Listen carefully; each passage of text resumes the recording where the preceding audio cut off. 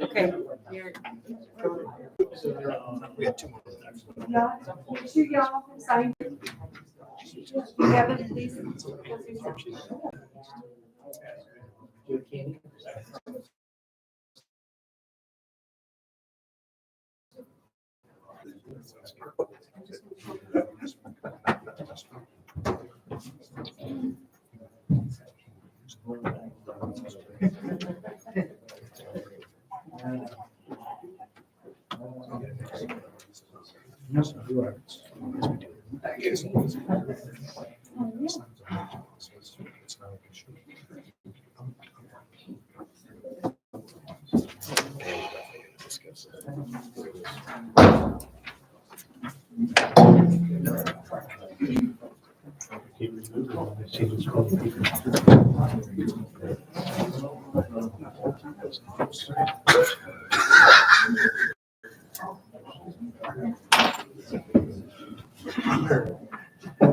That's what I can.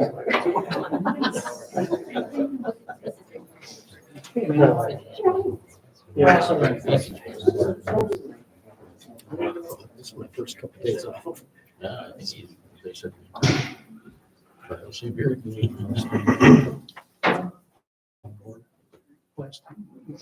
No, I didn't.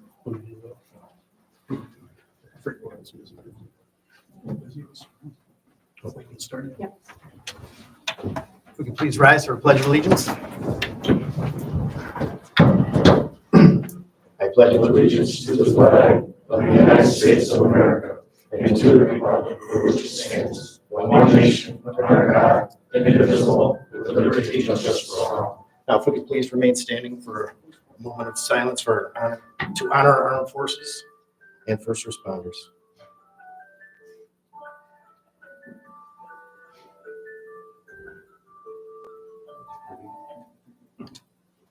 Call me to order. I'd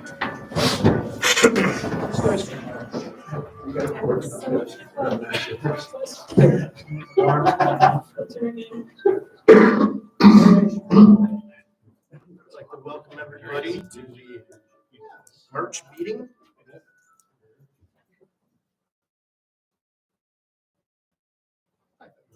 I'd ask that, and please just, tonight, I know what they're here for, and I would just prefer we do it respectfully, that's all I ask. Here, we can hear each other out, and we go from there, that's what we do as a community, so that's all I ask moving forward, I appreciate it. So first order of business, I will recommend that, to accept the minutes for the regular meeting of 2/18/2025. I'll entertain a motion to accept. I'll make that motion. I'll second it. I'll accept as well. Yeah, there's just three of us tonight, down two, so that carries. Recommended action, the following claims be approved and clerk to draw the checks. Oh, I'll second that. And I approve, the motion is carried.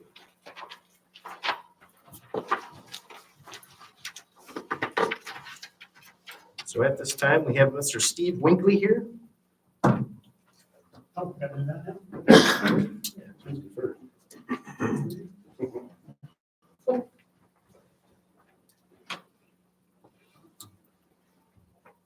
Larger audience.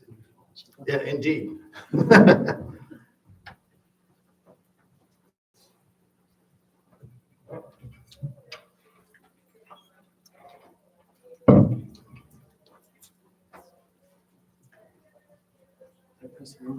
I think so.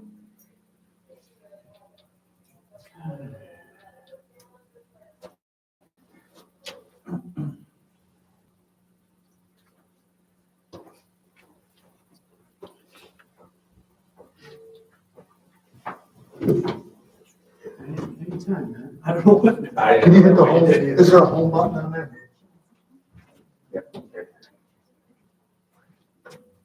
Looks like it's down first floor. Yeah. We should be good. All right. Sorry.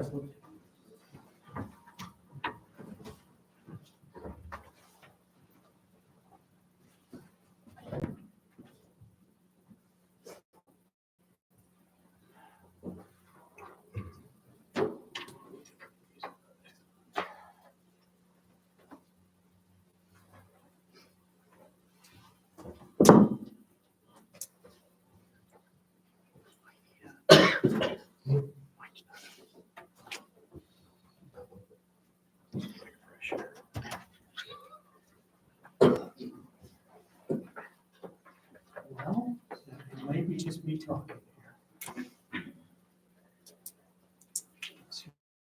Get back to my screen here.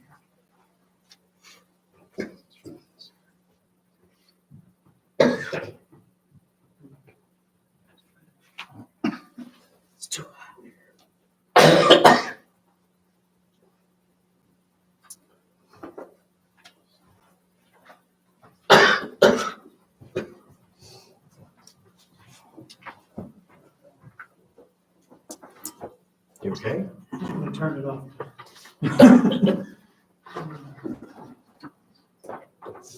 Dean?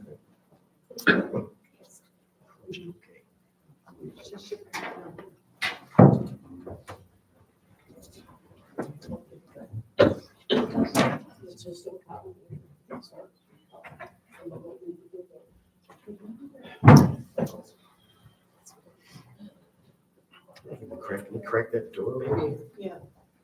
Justin, do you mind cracking that door just a little bit? Hey. Is it warm in here, Fred?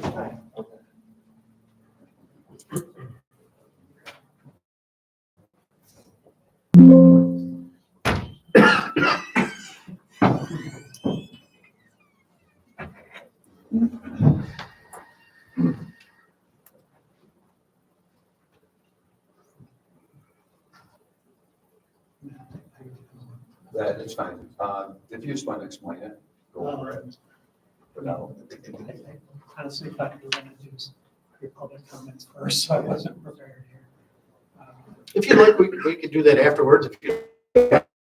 If you could play with it a Yeah. little bit, let him try to do Yeah, that. That'd be that's great. Thank you. All right, so at this time, I'll open this up to public discussion for anybody who'd like to come forth and. What's that, sir? She's here somewhere. Yeah, sure. Okay, good evening, folks. My name is Christopher Kelly, and what I have to bring to you today is a sensitive subject that has gone on for far too long and has been covered up by too many hands. I'm asking you today to come together and help your community at large. Our community and our village citizens are being poisoned by a commercial business operating in the residential portion of our neighborhood. The health repercussions that are at hand due to this business are staggering. I myself personally have spent over $2,000 on vet bills trying to figure out why my animals will not keep food down. They have been ejecting blood from both ends of their bodies and have to be put on medications during the busier months in order to keep food in their stomachs. My wife has recently developed intestinal issues after moving in, and I have suffered staggering effects on my lungs and sinuses and now have to use an inhaler on a regular basis. The pain and suffering that this factory is causing me, my family, my pets, and our community is utterly atrocious. Every day that this company is in operation, it is snowing sawdust throughout our neighborhood, especially during the warmer months, traveling as far as blocks away. This may seem like just a nuisance that we have dust particles and wood chips flying throughout the neighborhood, but it's far more sinister than that. The health effects from breathing in such elements from natural products have life-altering effects, not only on our animals, but our young, our elderly, and everyone in between, including sinus issues, gastrointestinal issues, allergic respiratory symptoms, mucosal and non-allergic respiratory symptoms, high blood pressure, asthma, severe lung impairment, and cancer. At any given time during the warmer months, we can walk out to our vehicles and wipe layers of dust off the paint and the windshield of our cars and homes. We are not able to open our windows or simply have a breath of fresh air. This is only common sense that we are breathing the sawdust in as we do our yard work, sit in our backyards, our front porches, or anytime we step outside. Folks in our neighborhood have diseases like emphysema, COPD, and asthma, and already have a hard time breathing. This is being absorbed into our lungs, our groundwater, and lays in our backyards for our animals to eat, drink, and breathe. It is virtually unseen unless you live towards the end of the street. The cloud from this factory travels throughout our neighborhood, and we have an alarming rate of animals that are sick in the entirety of the village of Attica. When mapping out the addresses, it falls right in line with the wind patterns and clouds that are filled with this matter. Now, we are well aware that this is an issue that has been covered up by many hands for far too long, and the village board has backed down after legal attempts of getting this business to correct their behavior. Various organizations are involved in investigating this matter, including the DEC, of which Attica Packaging and D&D Logging have been cited for dumping into Baker's Brook in the past. Attempts have been made for reconciliation of the dust particles flying throughout the neighborhood, such as the installation of screens around the machinery by which the fine particles still fly through and only catch the larger wood chips. It has also been asked of them to install a sprinkler system as of 2 years ago, which has still not been installed. Mind you, one sprinkler rises high into the sky, unsupported by proper water pressure. I'm asking you today to investigate this matter as representatives of this community who should have the health and well-being of their community members at heart. Putting up simple solutions to keep some of the sawdust down is not going to alleviate the problem. Removing this company from our residential neighborhood is the only solution that I see fit. Sprinkler systems will keep some of the fragments down, which will then wash into our water systems as the bagging systems they have around the drainage systems fail constantly.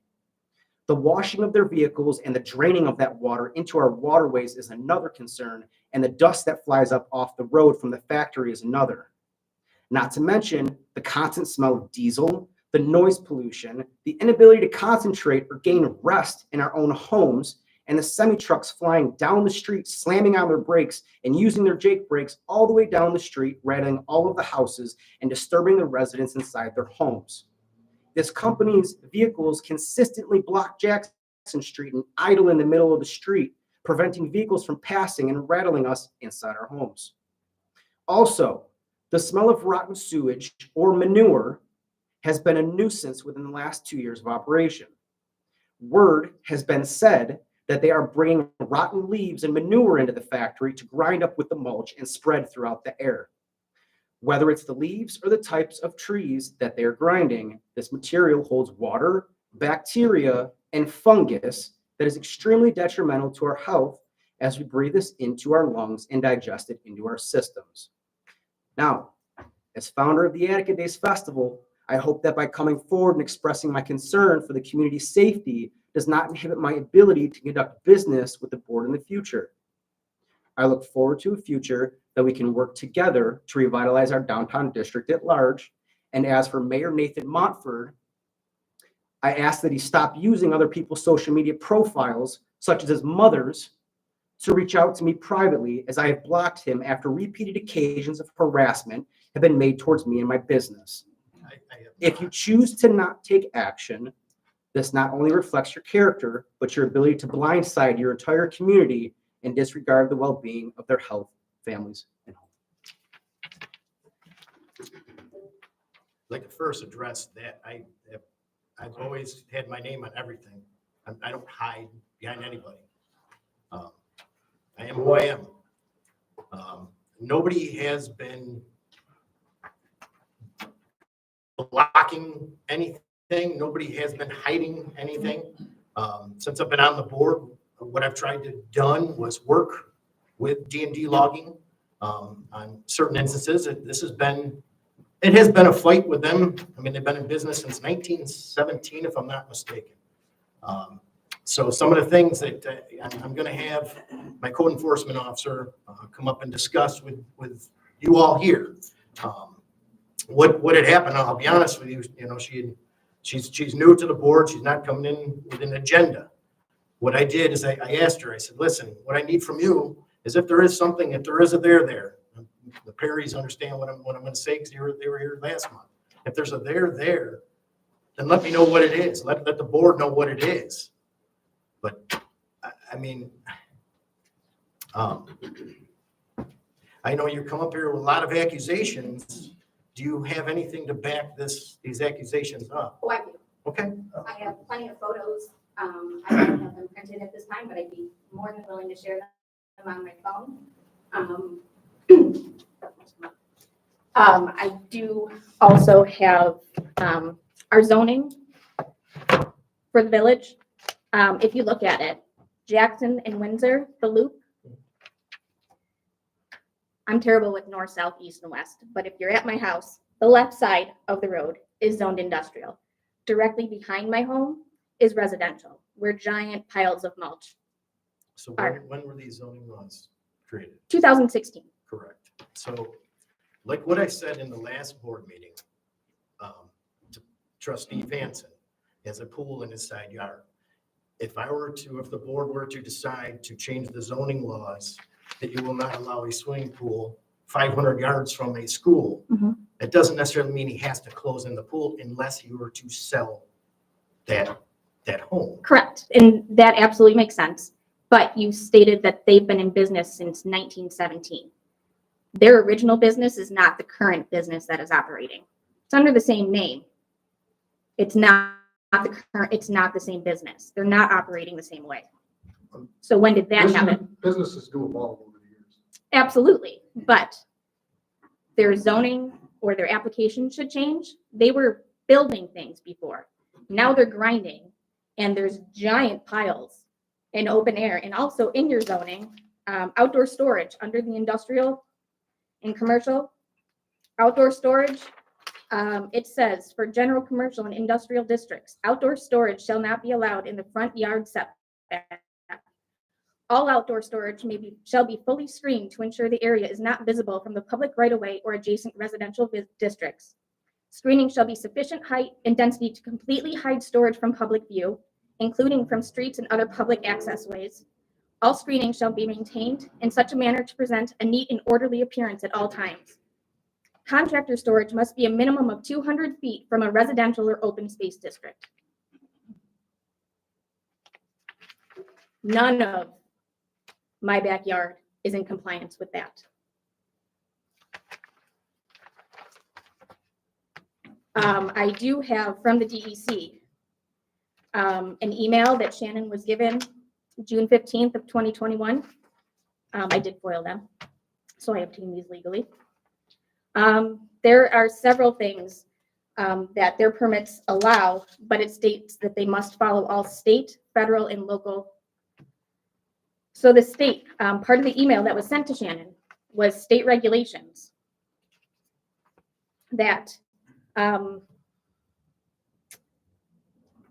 all piles of material that contain unprocessed material or material that has gone through a primary rough grind, 4 to 6 inch pieces of mulch, do not exceed piles 25 feet high and 35 feet wide at the base. And piles are triangular in cross section. Primary grind material may not be stored for more than 180 days. All piles of double or finely ground mulch do not exceed 15 feet high and 30 feet wide at the base. They cannot be stored for more than 90 days. The temperatures must be monitored at least once a week. Multiple points in the piles are monitored with emphasis placed in areas that appear to be the hottest, such as vents and areas of fungal growth. None of these things can be, actually, all the violations are visible. We don't see them checking temperatures. It has also been brought to my attention that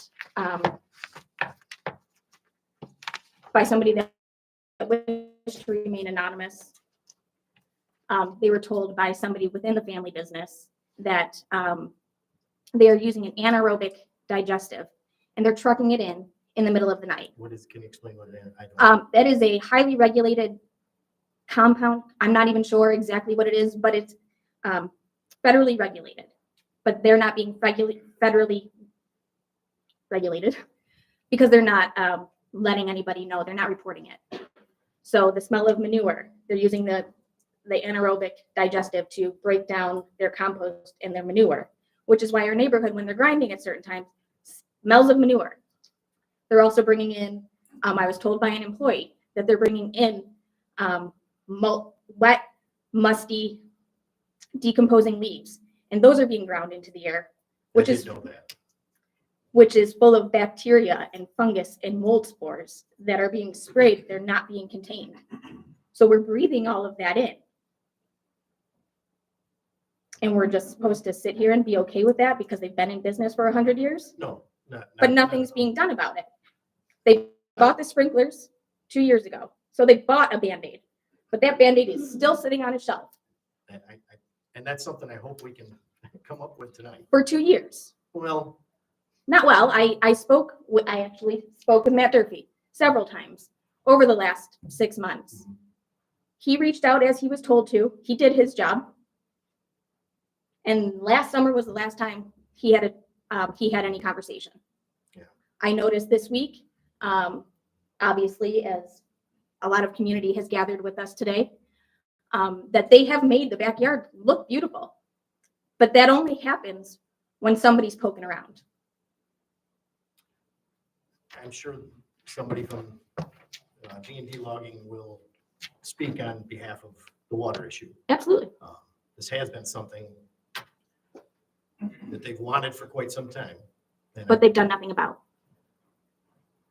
the red tape, or a little red tape.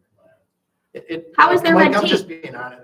I have nothing to hide from anybody. All they I had grew to up on do, Jackson Street, for crying out loud. I all lived they had to there. do was reach out to Matt Durfee to schedule the appointment to get their pipes replaced. And that never occurred. So I don't know if it's pipes replaced, it's tying into the actual main. No, they have a 2-inch pipe and they need a 4-inch. So they'd have Tying to into the main. tie into the Okay. main. Either way, Yeah. they never continued. So they bought it to shut us up and then dropped it when everybody else seemed to drop it. Well, like I say, I mean, I think somebody will be here to discuss. We stop there regularly just to try to hope to make things work. Oh, no, I I know that you have, because I've been sitting on my porch reading when you have, and you congratulate them on how well they're doing and thank them for their service. That's not, Those are the words that I heard.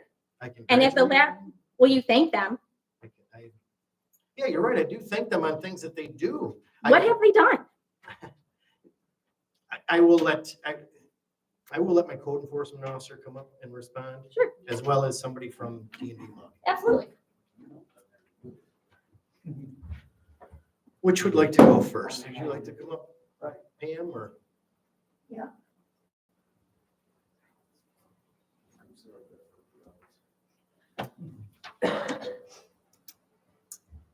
Well, as everybody knows, basically I haven't been doing this very long. So I'm not real familiar with how this kind of stuff goes. I can only go within my own personal knowledge, which isn't very much, but I can only also try to see what's right on both sides, being a outside person, so to speak, looking in. I received a phone call from Mr. Domes, Shannon, last week, and he wanted me to check the code enforcement rules to see if there was anything out there that prohibited them from using the local hydrants so that they could get these sprinklers that we talked about up and running. I told him I'd check. And sure enough, in the code, it does specifically state that it cannot be used. The only people that could use it was fire people. And once in a while, a builder could use it if they were pouring concrete and needed a bunch of water, that kind of stuff. So I did look at it, and then I looked at the variances. And I also have been told by other board members as well as our clerks that this is going on and it needs to be stopped and so on and so forth. And the biggest problem is the dust and the air quality and so on and so forth. I have also been told by other people in the village as well that the DEC has been in and they didn't suspect anything in the air. Of course, they're not necessarily here on windy days and those types of days. So when it's really bad, there is photographs they've been given to show it. So, there's proof in the pudding, obviously. Being that his request to use a hydrant would give them the pressure they need to wash this dust down and to keep it down better than what the current situation is. So hearing that and reading through it and seeing that there's builders that are allowed to use it, I thought, well, if this satisfy alleviate some of it before they move, because that's also in the works from what I understand. At least it's part of a solution. He also sent me copies of a letter that was written to the village from an attorney that listed the different things that they've done, I guess, over the years to alleviate these issues, both the dust issues as well as the noise issues. So based on those things, I would be in agreement with him using the hydrants. And that could be something that's negotiated as to how often they would use it, what the water usage would amount to. Not only that, but Mr. Domes also said to me that he has used in other municipalities, he's used the hydrants with different projects that they've had going on in these other towns. And so he's used to using what they call a RPZ, and it regulates the backflow of the water so that nothing can get into the drinking supply, and it also meters the water usage. So, the revenues obviously from that would be substantial, I would imagine. But again, my whole reason for saying that I would agree to it is because it's a partial solution. It's not going to rectify everything. But I think in the meantime of the move, which is scheduled, I believe, now for 2 years from now, and for what reason there's a time frame, I don't know, but it would help. So I'm in agreement with anything that helps, so that's where I'm sitting with it. If anybody needs a copy of the codes, those can be supplied. The board all received them in the letter that I sent. So along with the village. So that's where I'm standing. Matt, did you raise your? This was brought to my attention on Thursday. During the conversation I had with the Domes, it's the 2018, and we were talking about a pump station. It was rather expensive for them. I understood that we weren't going to probably go down that path. And I talked to Shannon last July to tell him, you trying to hook up something different to give him some more water. Yeah. He was talking to Greg Post, and Greg Post was supposed to get him some sort of drawings, because this can't happen. That we all get looked over by Big Brother. Oh, sure. I had to call Absolutely. the health department. We can't pull from a hydrant because it changes the direction. We don't know how much flow there's going to be, how much pull. I mean, this is like flushing hydrants. If they pull too much, Right. everyone on Main Street would have water conditions that have changed Right. rapidly. That makes but sense. He said, he didn't say no. He said he needs information to know what the volumes, the pressures. We can't hook a pump to it. It's against our code to hook any pump to water in houses or anything. We cannot Okay. put a booster pump on. So if they need more pressure, this would only give them volume. It would go from an 1.5 to 4 inch. I see. So the health department wanted to know how many gallons. It was going to be daily through the summertime. He was kind of against that because he said it's more of a permanent fix than it is like if somebody's tearing down a house, spraying a house down. Right. He wanted to know who's going to run the hydrants because only people that can technically run the hydrants is Is the fire people. Fire or Absolutely. Craig, which is basically our superintendent of public works. Okay. He also Which is also what the code says as well. he wanted to know how it's going to affect the people on Windsor, Main, and Jackson Street with their water conditions, because that's a lot of volume of water that's getting pulled to a dead end. Sure. Yeah. So it's not out that hydrant, it's the last hydrant. So Well, I think if they were to go forward, obviously you'd need that information before anything could be decided on. And So- I trust me, I want to sell as much water as I can. I got a new project going on, I want to sell a ton of water, but I gotta obey by this. Well, absolutely. Because absolutely. we all hold a license that Yep. we can't get rid of. Yep. And my license is for a water plant, like Craig's and Justin's is for distribution, so they would be on the hook Yeah. if something was to go wrong. Okay. Good. And from my understanding, speaking with Shannon, he wants to pull from the 2.5 on the hydrant. And he wants volume, it's not pressure. So there's not gonna be any pumps. That's good. Oh, And that's what we talked about when we talked at our meetings that I had with the Domes. Domes, is that there was just gonna be, they need more value. But the hydrant comes up to a 6-inch, so you got all that pressure at the end of the Because I mean, nozzle. the hydrant's got two, I think 2.5 on the side and Steamer on the 6 front. on the front. Well, wouldn't the sprinkler heads anyways have a certain amount of pressure to them to be able to, Yeah, I think Yeah. there's plenty of pressure there. okay, 60 Okay. pounds roughly, 60. Okay. They just So need the that's volume. the value, and I'm about selling water, but I wanted to make everybody know that the health department is. I appreciate that, because it's not something I would have known, Yeah. you know, We just, so. and we can work through it, I believe. Yeah, for now. Somebody from D&D logging? Yeah, I just, want to add, there are reasonable requests and information that is needed. I think that we share everyone else's frustration in that we've been trying to seek a solution to this water issue for a while and can't seem to find our way through it. And so that's why we put in this recent application. We agree with what Pam said, that it can't be used, you can't hook up directly to a fire hydrant without village approval. That's that next step. So we just need village approval. It's not that it can't be done. We have someone here from the town of Clarence, Paul Engler, who's the deputy highway superintendent for the town of Clarence. I understand different jurisdiction, different requirements, but this practice of hooking up directly to a hydrant for seasonal water usage is a very common practice throughout the state. Lots of municipalities do this. I raised this and we brought him here to, answer any questions, to say, we're not looking to do anything that isn't something that is commonly done.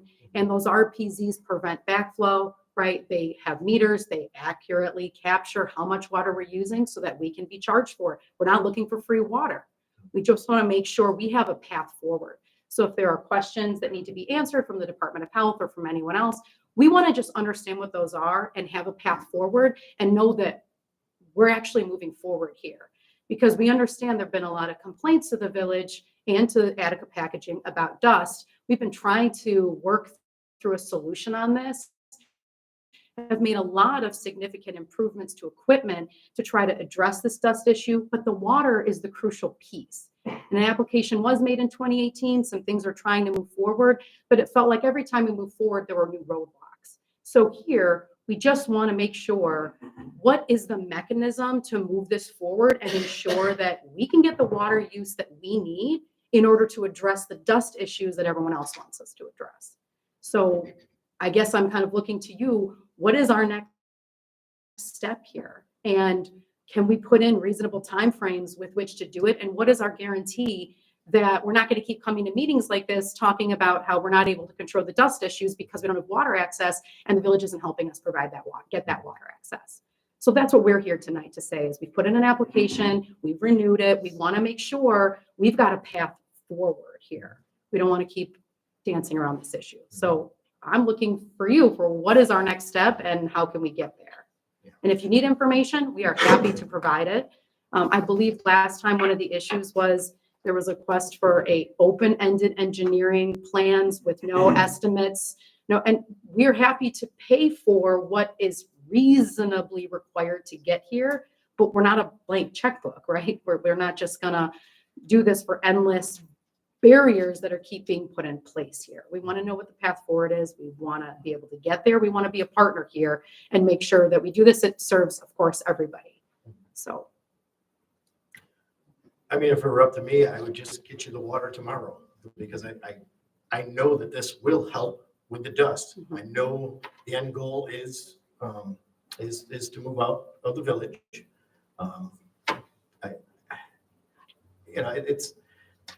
It's a blessing and a curse. You never want to see businesses leave. Can you hang out, please? Yeah. I know there's been discussion about, with the Dolan's family about,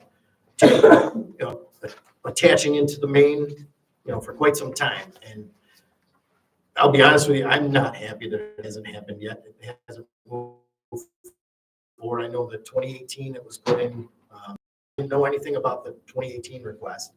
It was before me, but I know us as a board has gone down there and they've worked with us just to try to get something going.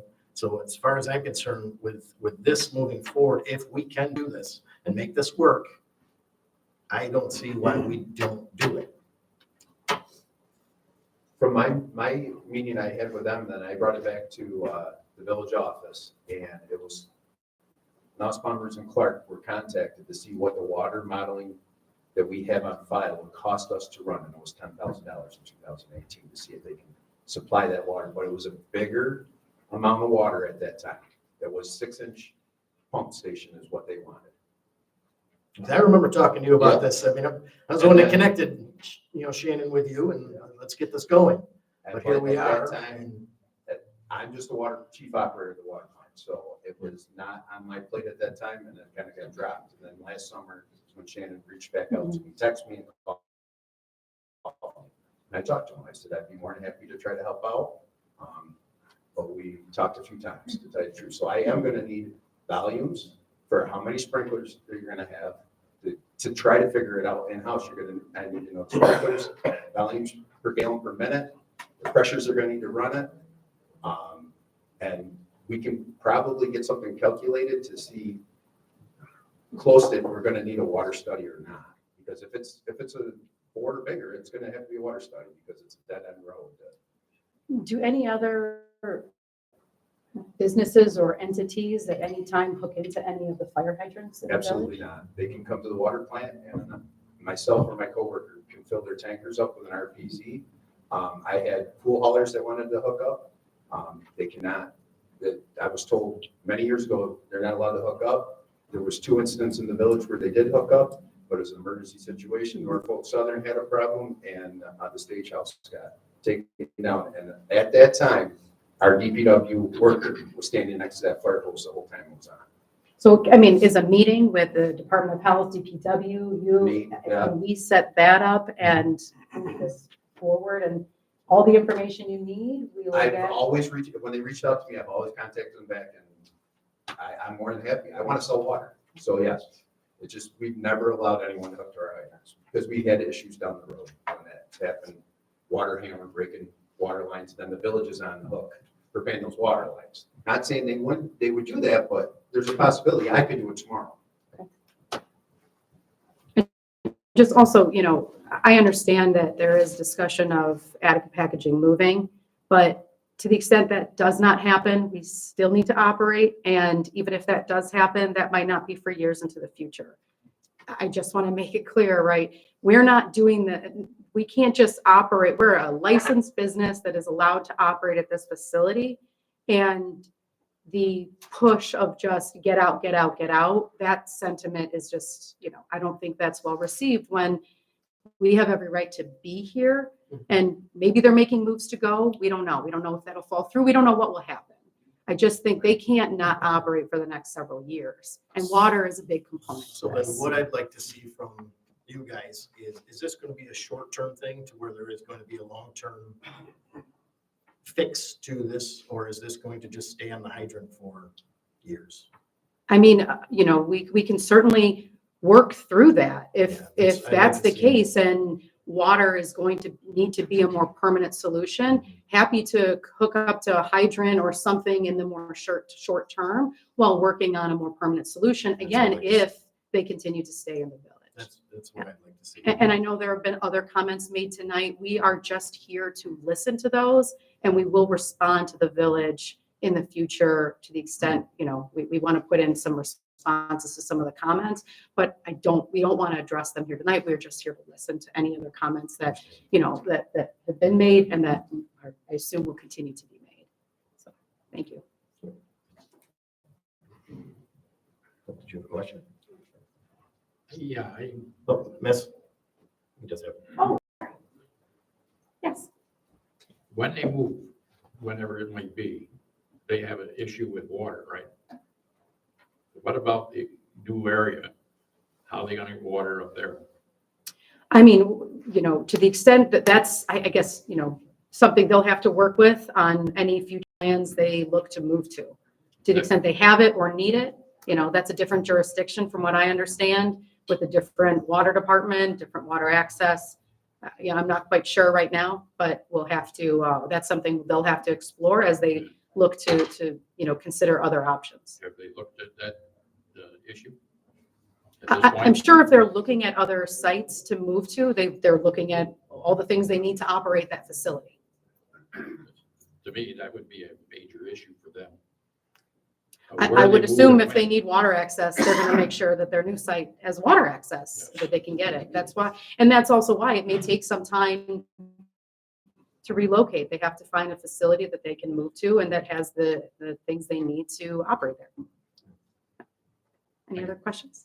Actually, Mr. Go, right? Oh, no, wait. you I have did it? have a question, but I understand now it was actually for you. But you're only here to listen. You're only here to listen, you're not gonna address, like, there was a mention of changing your process. Is there any truth to that at all? I would like to reserve the right to respond to any comments that are made tonight. We were here specifically for a water access application, but if That's- you have that's the comments, way I we're happy understood to address them. Yeah, when you're pulling for the hydrants like that, like they want to do, is that gonna affect water pressure in Windsor, Jackson, or any? Of course, things, and they're pulling that much water. And when you're doing your laundry, Yeah. laundry's gonna. I just wonder how it's gonna affect everybody's pressure on the streets. So your wet's gonna be snoring. So that's definitely something we'll look into before we decide to go. You really gotta look into that. We're definitely gonna look into all that. I don't want no Certainly. brown crap coming in my house. No, I get it. No, I get it. There is would you like to speak on behalf of, like your experience with? Because I'd really like to, because obviously we have not done this in a village like what Mr. Durfee had said. So this is something new to us in the village. We're just looking for a Mr. Mayor, solution. Board, thank you for allowing me to come here and speak tonight on behalf of the Dones family and Attica Package. So as far as we go, we're in Erie County. We get our RPZs from Erie County Water Authority, basically in January for us, for the highway department. Year until next December, when we hook up anywhere we are in town. Very simple. Shannon's hooked up our IPZ in front of me, telling them about the hammer and stuff, so you're not blowing your mains out and stuff like that. As far as we go, we use it a lot for paving. In the summertime, we get summer help kids, college kids. First jobs, we show them what to do, how to do it properly. The next day when we go to a paving job, wherever, they hook it up themselves. How many gallons of water are you pulling to fill a paper? Are you filling it up, say, Well, 10,000 gallons? whether- Whether we're using fire hoses or whether we're using a 1-inch hose, we still use the same RPZ because we choke it Oh, down. not the RPZ. I'm talking about pulling the water down the main. So now if we got a dead end that usually gets flushed 2 times a year and we're going through 10,000 gallons a day, we're gonna pull more, we're gonna scrub that pipe clean Right. by pulling it down. And then, like they said, we're gonna have dirty water because it's the same time as we flush a hydrant. Right, but anytime we open our RPZ, just for our 2.5-inch line, Mhm. we always let it run until it's clear. I'm not talking about what the domes is get at the end. I'm talking about the people that get supplied to the end of Windsor Street. Because you can run it clear out your end, but at that time, they're doing laundry, they're doing whatever, and it's pulling that dirty water off of Main Street from our main, sucking it down, pulling that dirt out into their houses. It's just like when you flush hydrants in the fall. That's what I'm saying. If you're doing a loader or a paving truck or anything like that, you're putting in 500 to 1,000 gallons. We're talking 5-6 sprayers. We're not talking 500-600 gallons. We're talking quite a few gallons of water throughout a day. It's not on and off. I agree with that. That's all I'm saying. I just don't want to get some calls at the water plant saying they got water quality problems. Okay, so what if I bought the land at the end of Windsor Street and I wanted to extend the water main down? You could have a 3/4 inch pipe to your house because that's our code. But what if I wanted to put a new water line down Windsor? A new water line down, yeah, sure. But you're only pulling out of a 3/4 to your house. But what if I was running a business because it's an industrial They waste? would have to okay up through a water model to make sure it can be pulled. So if they okay it through a water model, all I'm saying here is I want it done 100% correct. Right, which I totally understand because, We just want to make sure we do the yeah, right thing. I mean, yeah, that's, of course. I'm not arguing with you. Yeah, I'm kind of in the middle of it, and I just want to, when there's dirty water, I get it all. I totally agree. And you guys have a thankless job. You have a thankless job. Craig has a thankless job. I Oh, yeah. totally understand. Of course, you want to do everything right. But as far as hooking up an RPZ, that's one of the easiest things in the world. Oh, yeah. I mean, 100%. anybody in this room could do it. yeah, I was backflow tester. Yeah, so, but as far as in our town, I mean, You have Erie County Water, Yes. they take care of all the lines, everything, you guys just hook to their hydrants, so to Right. speak, right? Yeah. We have our own, we right. make our own water, it's all our distribution system. And we used to have our own too, and then Erie County took it over. Right. But even when we had our own town of Clarence water department, we have farmers that hook up an RPC and this thing's sitting there all summer long, in July. We have, my brother used to hook up an RPZ in the spring at his house and water his baseball diamond with it. It just hung in the hydrant in front of his house. Whenever he wanted to water his baseball diamond, he'd go out there and turn all the sprinklers on. So they have the valve on that, on the user side of the RPZ, and the hydrant's just left open at that point? Yeah, the 2.5. Yeah, right, okay. Yeah, not the 6 inch. So, but Yeah. I appreciate it. Thank you for, Yeah. you're educating Yeah. us. Yeah, and I totally understand. You don't want, I get enough calls. yeah, your phone will be ringing off the hook. And yours will too. My goal is to get the dust down, but Right. yet still not cause a water problem. So Right. That's obviously what we want to make sure we I think do. the other is all these, we need to know what they're gonna pull. How much water are we talking about? As like Matt already said, we can put our heads together and say, yes, we need a study or we don't.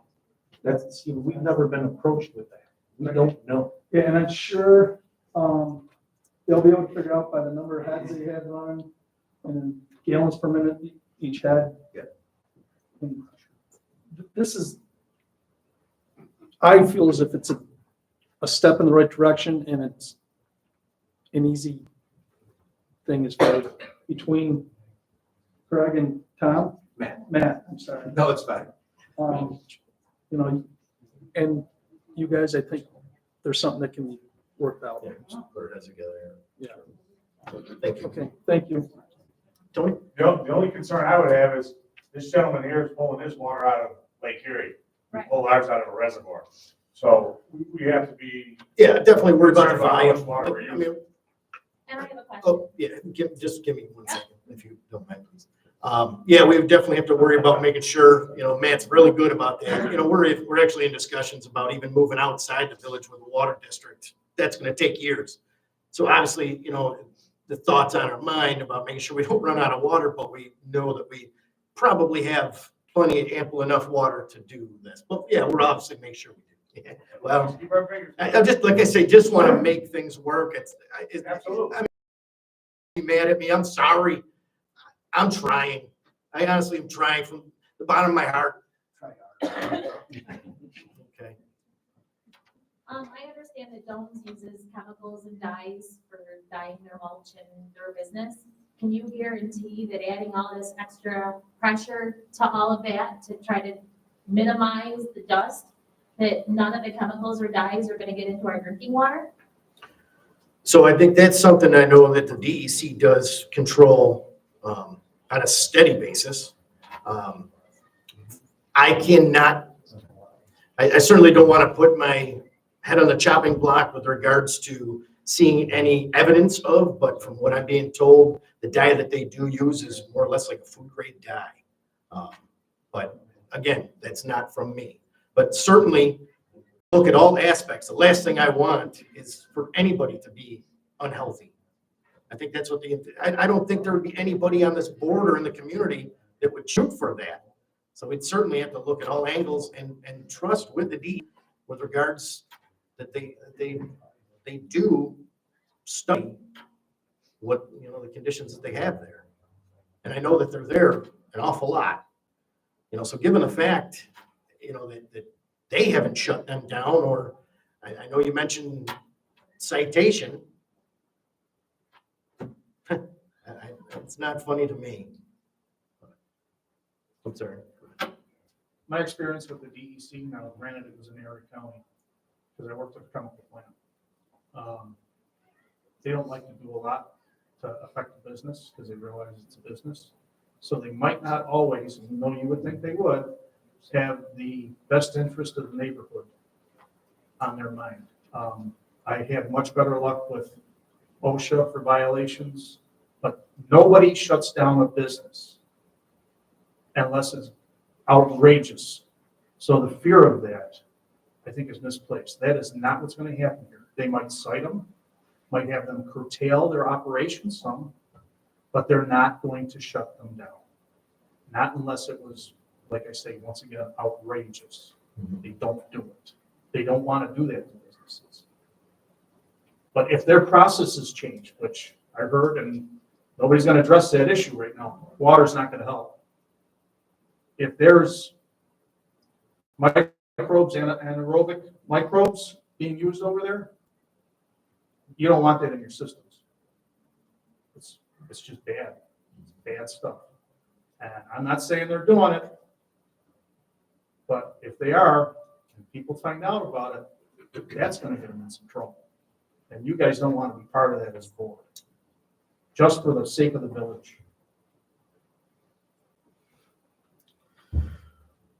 So, I mean, I guess we pay them, we. I gotta agree with you. I mean, No, I agree with them as well. You know? I mean, obviously, if this, Do we know that the DEC tests for the things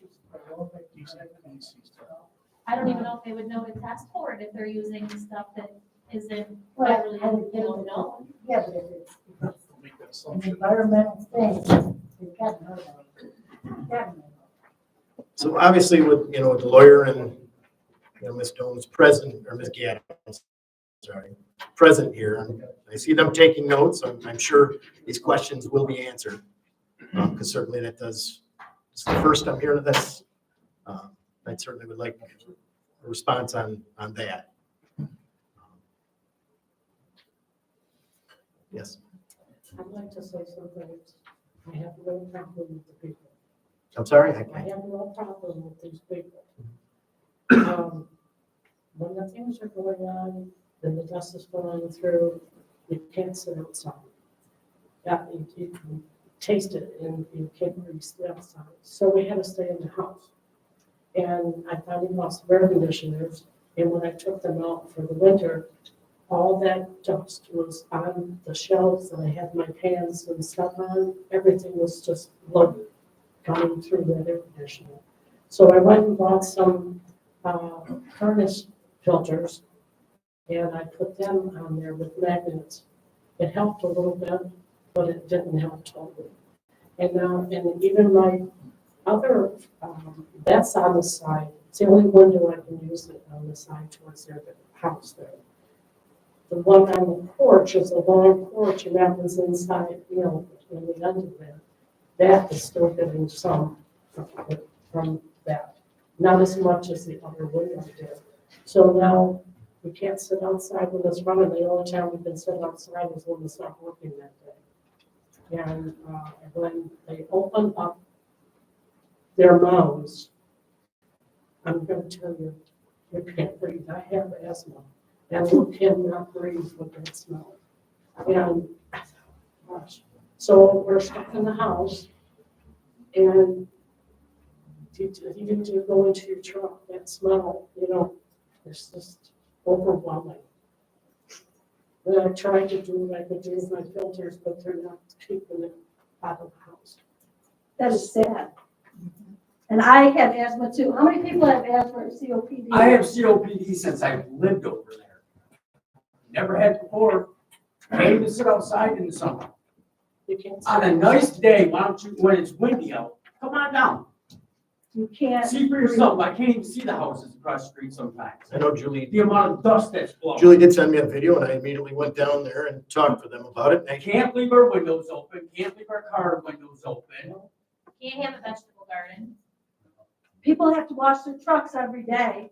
That's a waste of time. Waste of water. It's costing us, village taxpayer, dollars to, clean our pools with sawdust in it. Wash our vehicles.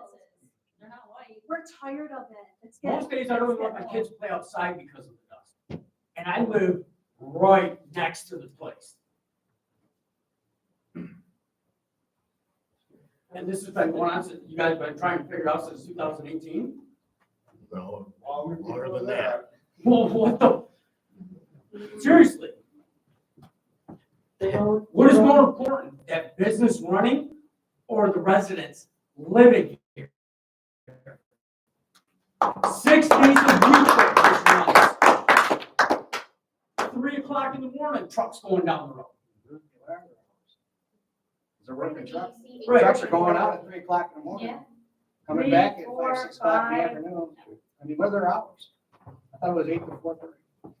Not 3:30 to 8:30. That's the latest I've ever heard. I bet you there's people there now. That's the first I've heard of them hours still, I'll be honest with you. I see it every night. Every night. They're my backyard. I got surveillance cameras on the front of my house that got footage of them going by at 3 o'clock in the morning. And what about our roads? Well, there's these 18-wheelers that are full of all that stuff. You gotta be more than 5 tons, right? A truck, just a Oh, when it's semi wet? load. It's a Oh, they semi gotta be load. overweight. Well, that's what we discussed last board meeting, and so was our plow truck. The thing about it is, it all boils down to legalities too. What's legal and what's not? Is a truck going down there at 3 o'clock in the morning illegal? Is a truck that's over 5 ton going down that road illegal? If so, we can't even plow it. I know The emotion. operation hours were like 8 to 4:30. We have noise ordinance, no noise after 10. But I think we've addressed that. I think that's a decibel issue. And I think we even discussed how our ordinances and policies are very vague. I would get a tent, put it in my backyard and sleep out there with my little daughter. We had to stop. Saturday morning, 5:30 in the morning, get woken up by the trucks and all the clanging and banging. At the request of the village board, they had me look into several of the village ordinances.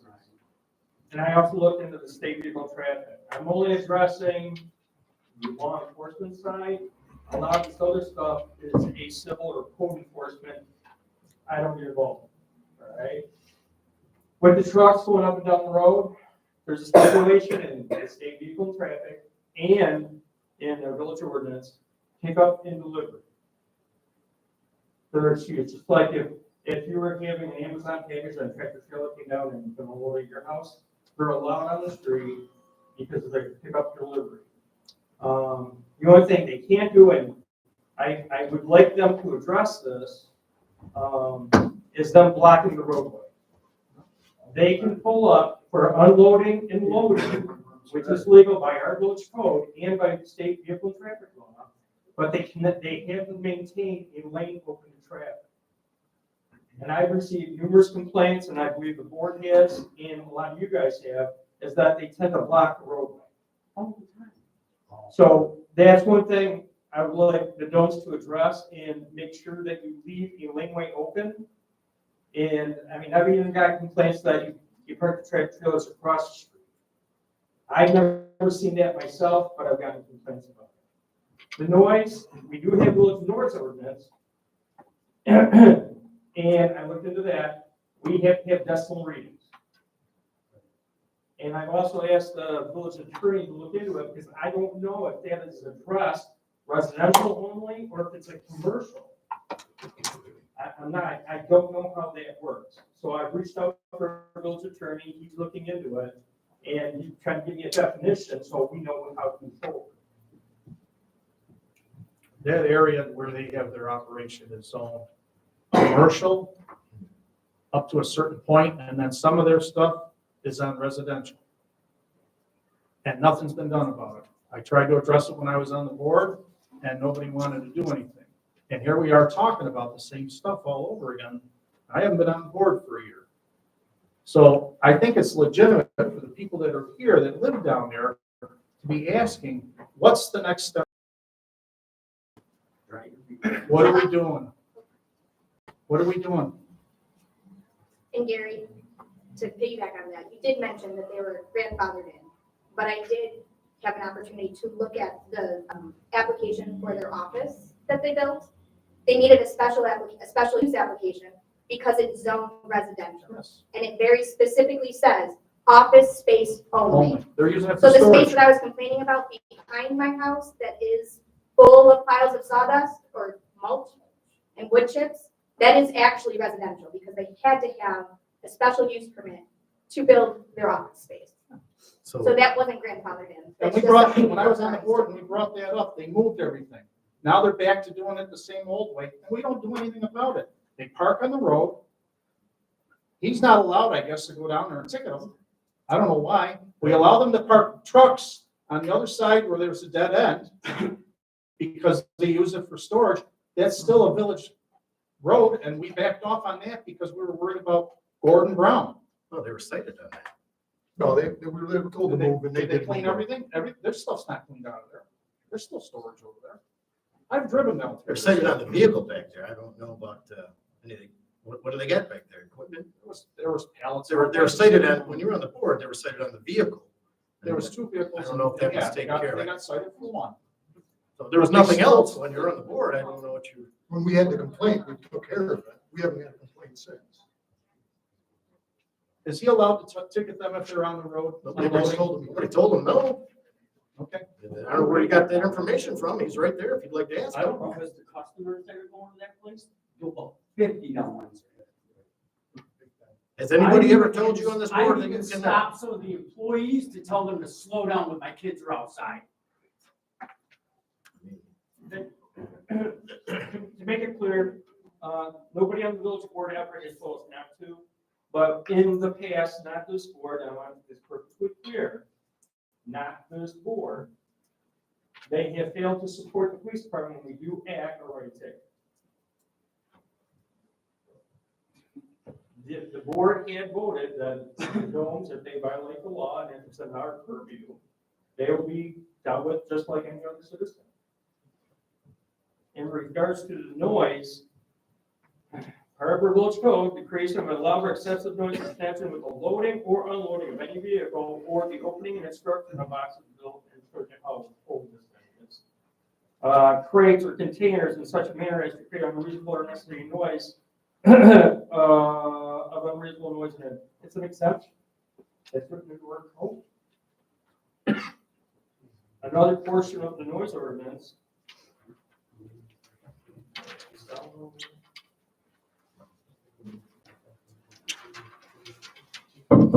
And it's under 34.7, you can look at it online for our village code. It's on the village website.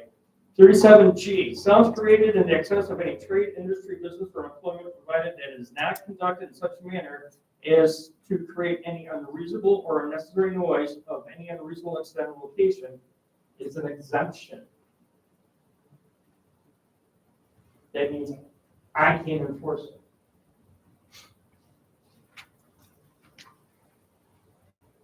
Our codes are horrible. There.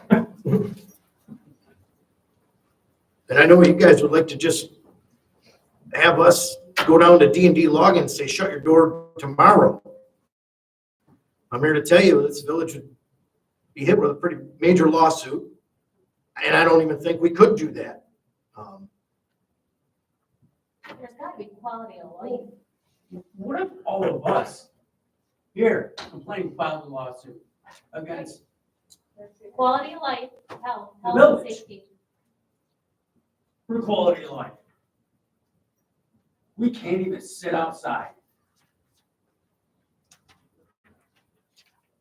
So we're hearing all this talk about how, we've been working on this for years and years and years. It's getting worse. Like, we've been in our house for like 19 years. I think when we moved in, we would kind of joke with them about mulch being in our pool. Like, they're like, oh, you want some mulch? Like, we'll just put it out of our pool. Our fence is right there. And that was the least of our problems. The mulch in the pool, and now it's in the air. You can't sit outside. It's ridiculous. Like, my daughter's got asthma and allergies. She can't sit outside. It's ridiculous. It's just getting worse. So We've been working on it for years. Why are we still here like this? Why aren't there any answers?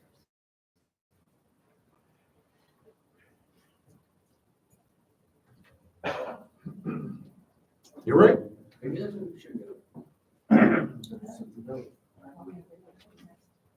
Right, okay.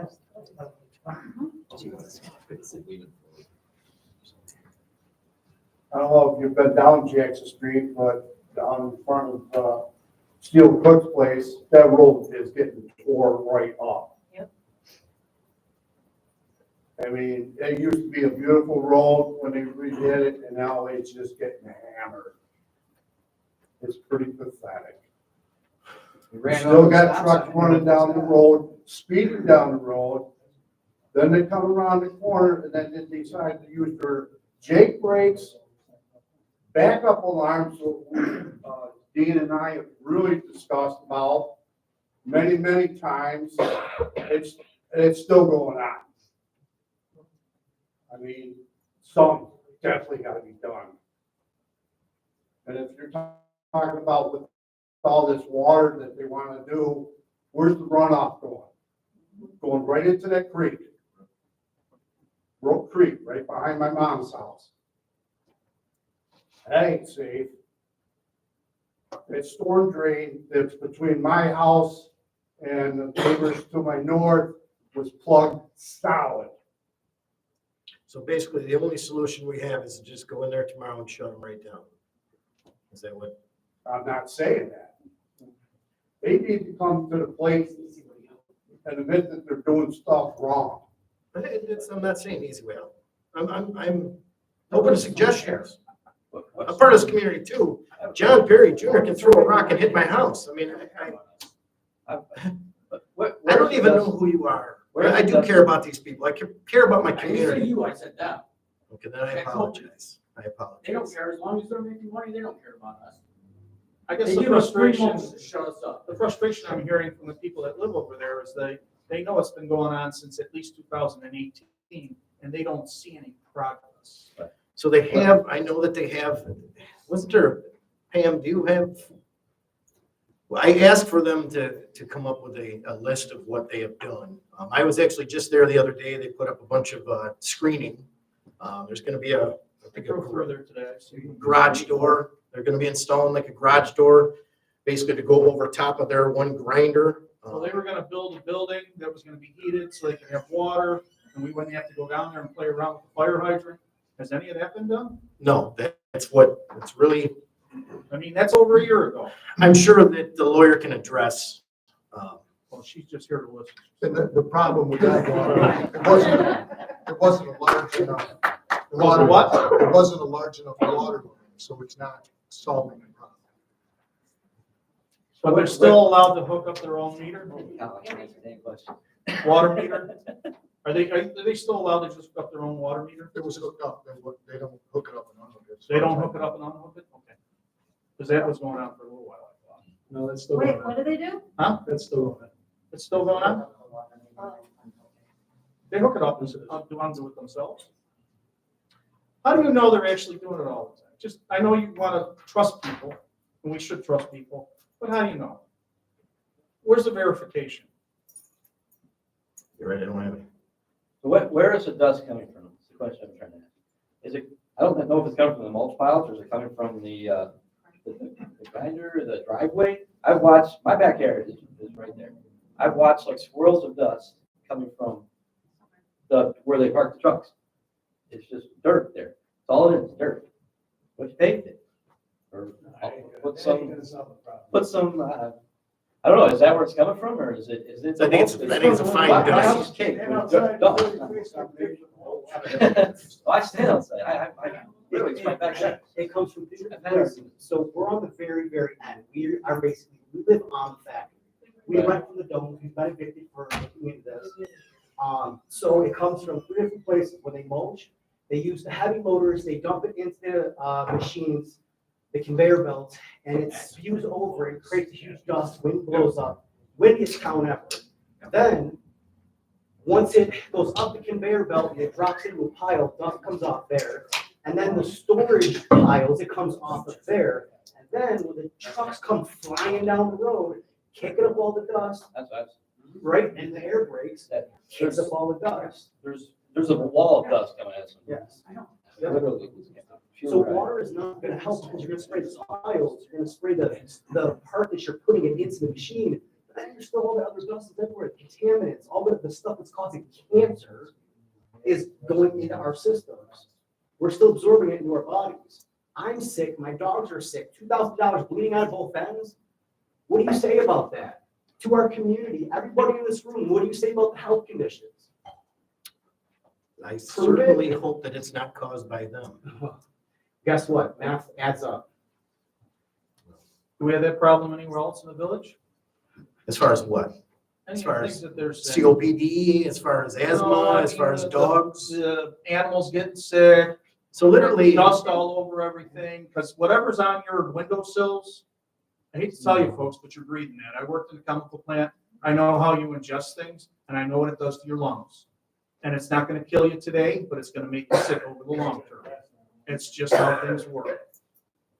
Okay, I've been exposed to asbestos. It's not gonna kill me until maybe 30 years after I got exposed to it. That's what this stuff is like. It grinds inside your lungs. It scars them, and you can't breathe properly. And that's their quality of life. Their process has changed. They're not making baskets. This should have been looked at by somebody else a long time ago when they were doing their permitting, I would think. But unfortunately, it hasn't happened, and now it's falling on our shoulders in the village.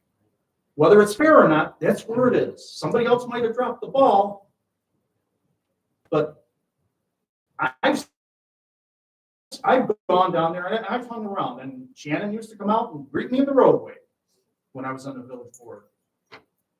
They haven't done anything. I haven't seen anything that get a consequence get done down there. And it's a shame for all these people that live there.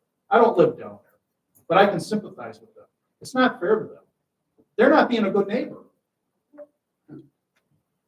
They can have a business there, but they should still be a good neighbor. I live on the end of Windsor Street, and I'm just curious, because I just moved here in 19. Has there been a proper air sample, ground sample, and water sample been done? not through the village that I know of. Is there a way the village can do? I'm sure we can. We'd be reaching out probably to DEC, probably. the But EPA. probably EPA one, make sure, set it up for a week, not just the day. Yeah, no, I think if we, I believe when the whole other business went, the issue we had with them, it was the EPA. So, I suppose if we could get the EPA in here, then I think it helped. I know I think they put, I think mason jars in the back of your yard. Right. We need samples done so that we know what's happening to us. I wouldn't And hold my, then we can take the proper steps once we know what the effects are. I wouldn't hold my breath on the EPA. I asked for all the information from the containers that were measuring around my mill. They refused to give me the documentation. And that was when Attica Stinks was going on. You couldn't have foiled it? I foiled it, and they denied it. You can do it all you want, and if they just don't give it to you, they don't give it to you. Then you gotta decide to go to court.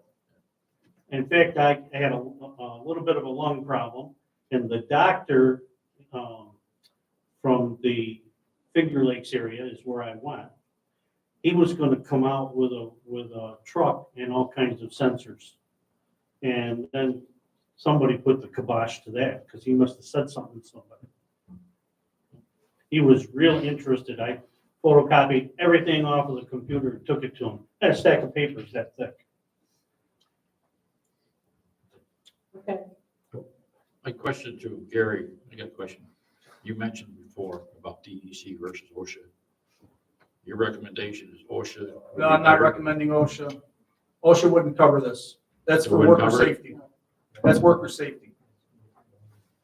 So they can't cover it. They're not gonna get involved in this. If it's health issues, that's EPA. If they think it's contaminants, DEC might do something because of the environment.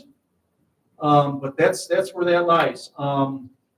as far as an agency that would actually oversee that, the only one I ever dealt with that was outside of those other ones would have been the Chemical Safety Board. And they're not gonna get involved in this unless there's chemicals over there. And that we don't know. What if it's just something that could reach out to the Wyoming County Health Department and they could steer us in the I've right reached out direction? to them. Huh? I've reached out to the Wyoming County Health Department. They said you have to go to your local authority, your local board. And I work for the state health department. I don't think that we have any division that will cover this. I mean, we have long-term care, we have, you have epidemiology, but it's nothing would be, So what I'm hearing is the DEC is not gonna help, the EPA is not gonna help, OSHA's not gonna help, Wyoming County Health Department is not gonna help. DEC might help, but don't forget the Domes have a strong tie to the DEC through their logging company. So there's some influence probably there. I don't know that that's a fact, but I wouldn't be surprised. So a lot of times people that get to know people in charge and power tend to back off if somebody says, yeah, but I do all this. I'm not saying that's going on, but I've seen it happen. So there are agencies out there that know how to prod the DEC and the EPA to do the right thing when you run up against a wall and you don't seem to be able to get it done. They're activists. They're environmental activists that everybody hates until they need them. And I've worked with them. Hard to believe that a chemical guy that worked in the chemical plant worked with people that are environmentalists because they're always looking to shut down chemical plants. But we worked with them and they helped us tremendously as workers. My membership was really mad at me for a while until they saw what we got. But that takes time. And once again, these people are saying what's been going on for the last 5-6 years. There's not going to be there's not a quick fix for this.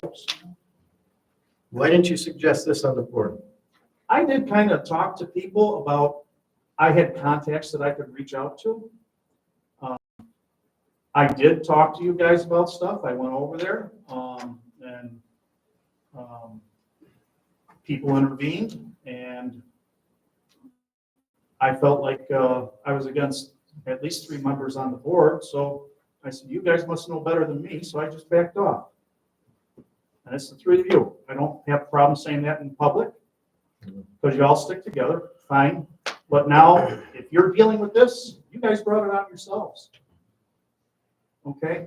And unfortunately, the village might suffer for this. But that's why I'm not up there anymore, guys. I don't want to deal with this.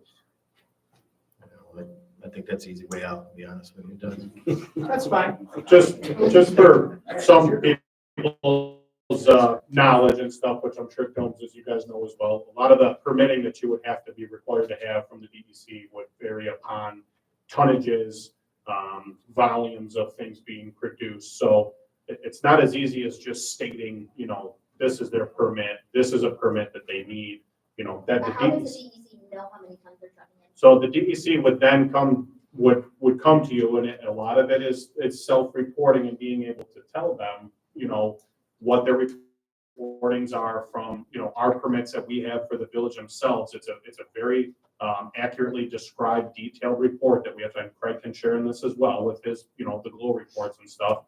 You have to monitor your distribution, the application, production, you name it. And a lot of the times they require wet ton measurements, they require dry ton measurements. It's different depending upon, each individual variable. So I know what may seem like a simple solution, although it's not going to please the crowd, that's what the DEC's rulings are.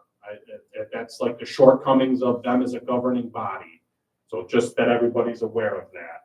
It's not saying that it's right or wrong, it's just a little insight so you guys can look at that. And if they're beneath thresholds, they're not, they won't have permits. You're allowed to govern without a permit if you fall beneath that threshold. You get what I'm saying? Yeah. So that's just some insight on that. Because I know all of us been talking about house in the summer, but on the street in front of us, I don't know why there's so much dust because they have put all the tar in there to just try to stop all that stuff. And I don't know why all that dust in front of the house. So we're not only living with what is going on there, we're living with every car that goes by, the wind blowing, you can't sit outside.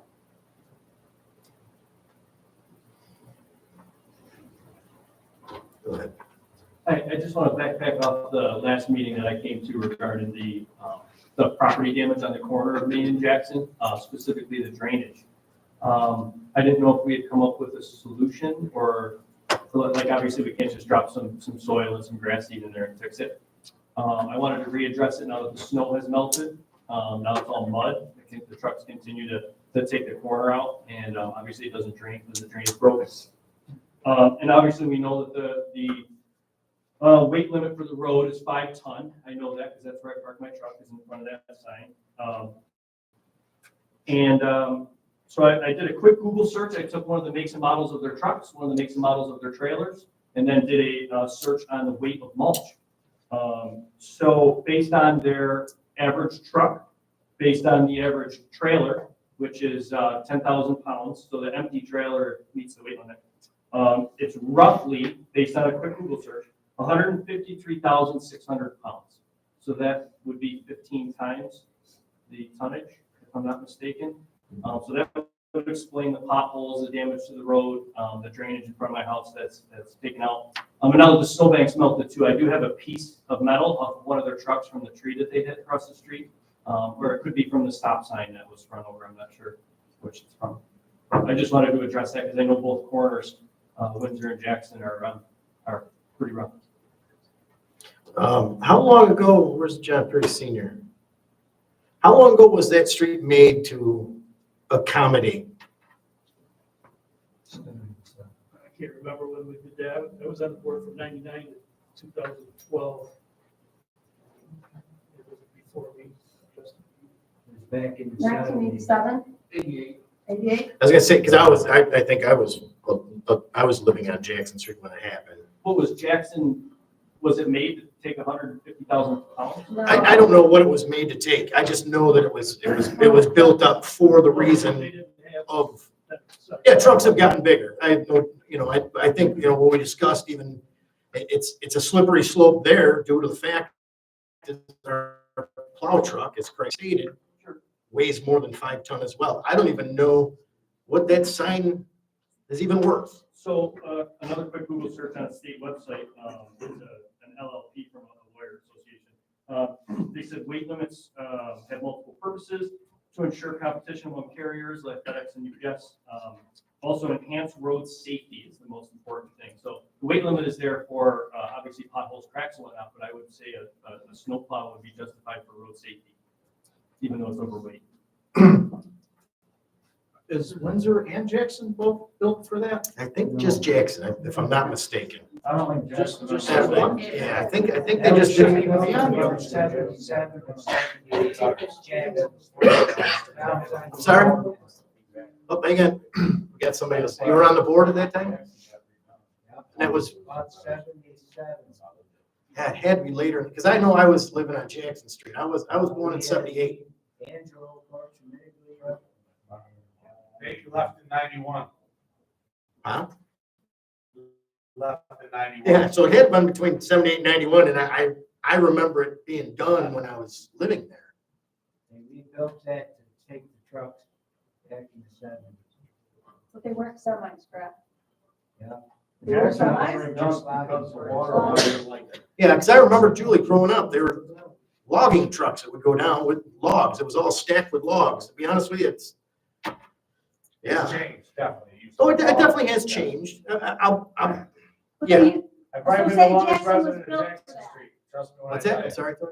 I've probably been the longest resident of Jackson Street, and I'm here to tell you, obviously you know what house I bought, because you were there. So, it has changed considerably, and it is. And, my wife has only been a 17-year resident of Attica, and she said, this has got to be the dustiest house I've ever lived in. And because we have central air, once it gets that time, our windows are closed. But again, the dust is the dust. We all know it. Things have changed. it was a logging, it was firewood, it was baskets, it was pallets, and now we're doing something different. So if we can keep the dust down, maybe put a water curtain over the top. So I don't know how you do it, but something's good. That's what Ventilation, a suction system, something. I mean, I don't know what the answer is, but I mean, these guys, you know, guys put a lot of money in their yards and you can't sit in them. You can't sit out of your pool because every time you get up in the morning, you dust off your table. You go out there 5 hours later and it's like you never even did it. So it's gotta be going into our lungs. It's gotta be causing health issues. And we're not trying to shut down a village. We're not trying to shut down a business. They employ people. We want to employ people, but we want to make it safe for everybody. And that's just simple as that. Yeah, I agree. I'm sure we could all agree if the wind blew in the opposite direction, we wouldn't be sitting here. Absolutely. But here we are.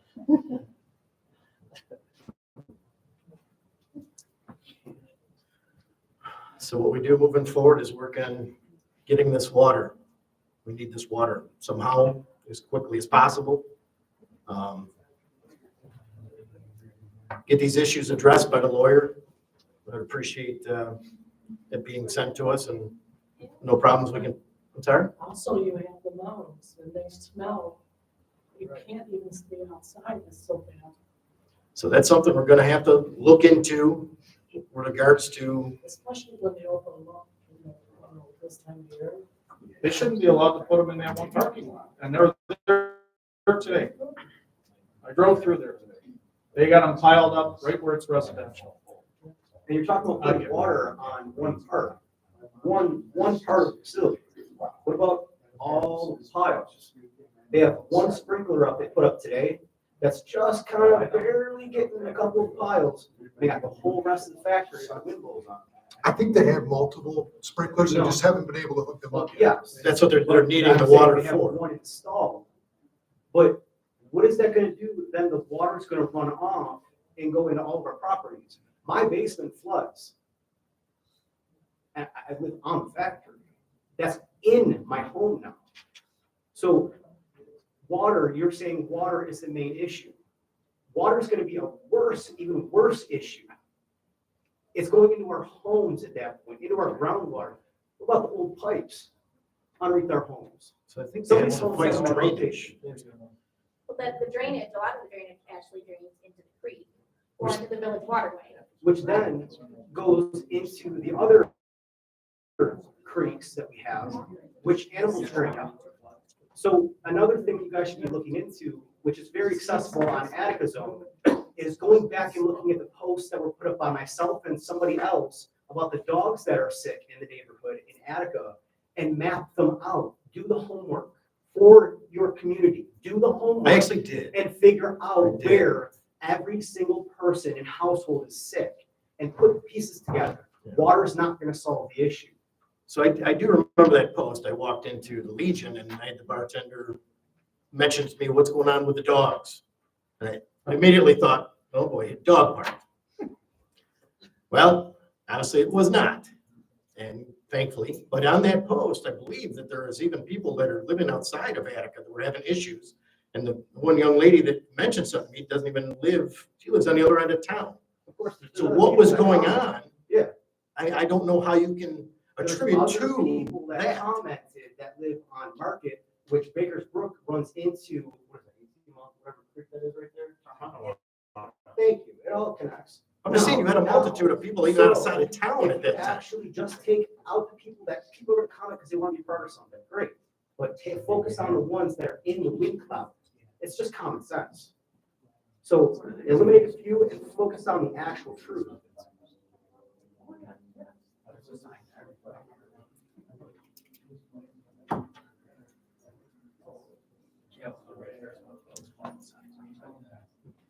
Is there anything else that anybody would like to bring up?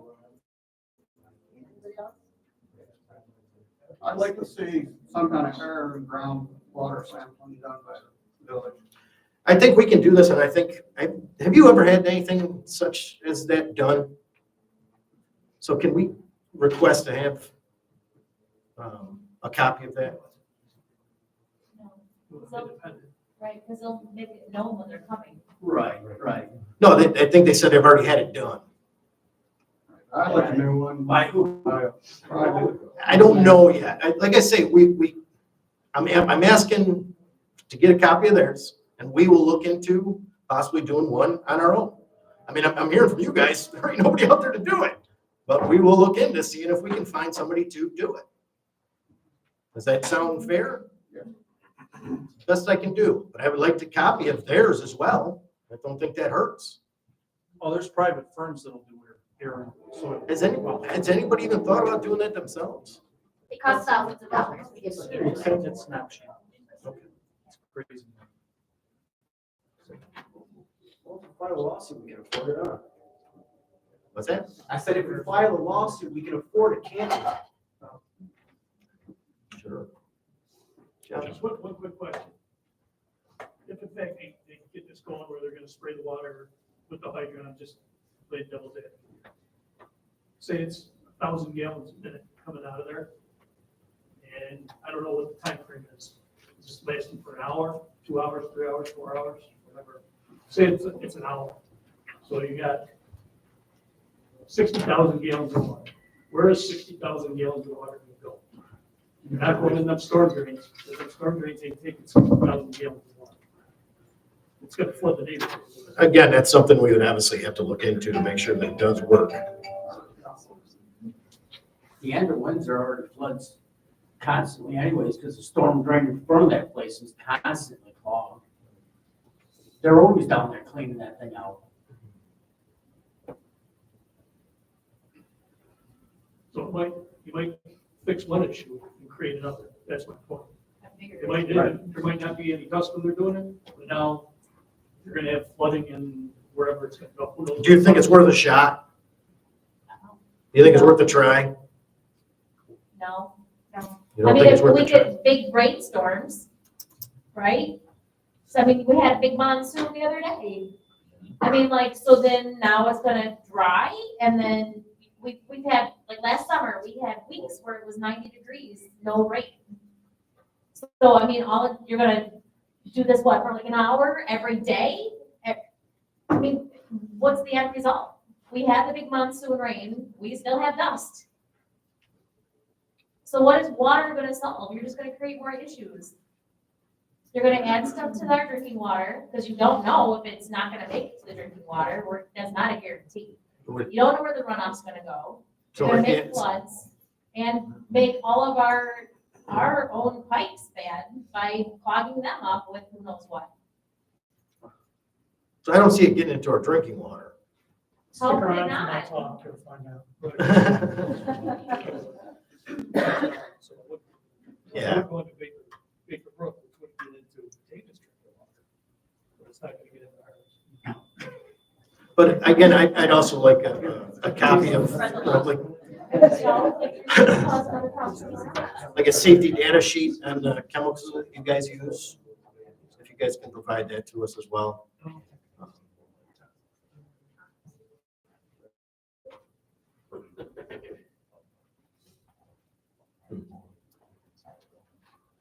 Anybody else?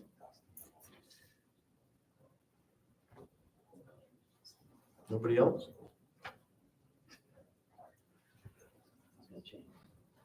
What's that? Nothing's gonna change. As a board, we will try within the legal bounds of what we can do, what we can for you all. That I promise you, and I promise you, I've not turned my back. I don't think anybody on this board has. This has been an issue back and forth with the village for decades. You know, I thought try going this route would work. I do feel as though things I thought were getting better. I'm not going to lie to you. God is my witness. I know it's not going to end until they close their doors. I know this. You know, and that's the struggle I have, because it's not like we have any evidence of looking at them and saying, close your doors.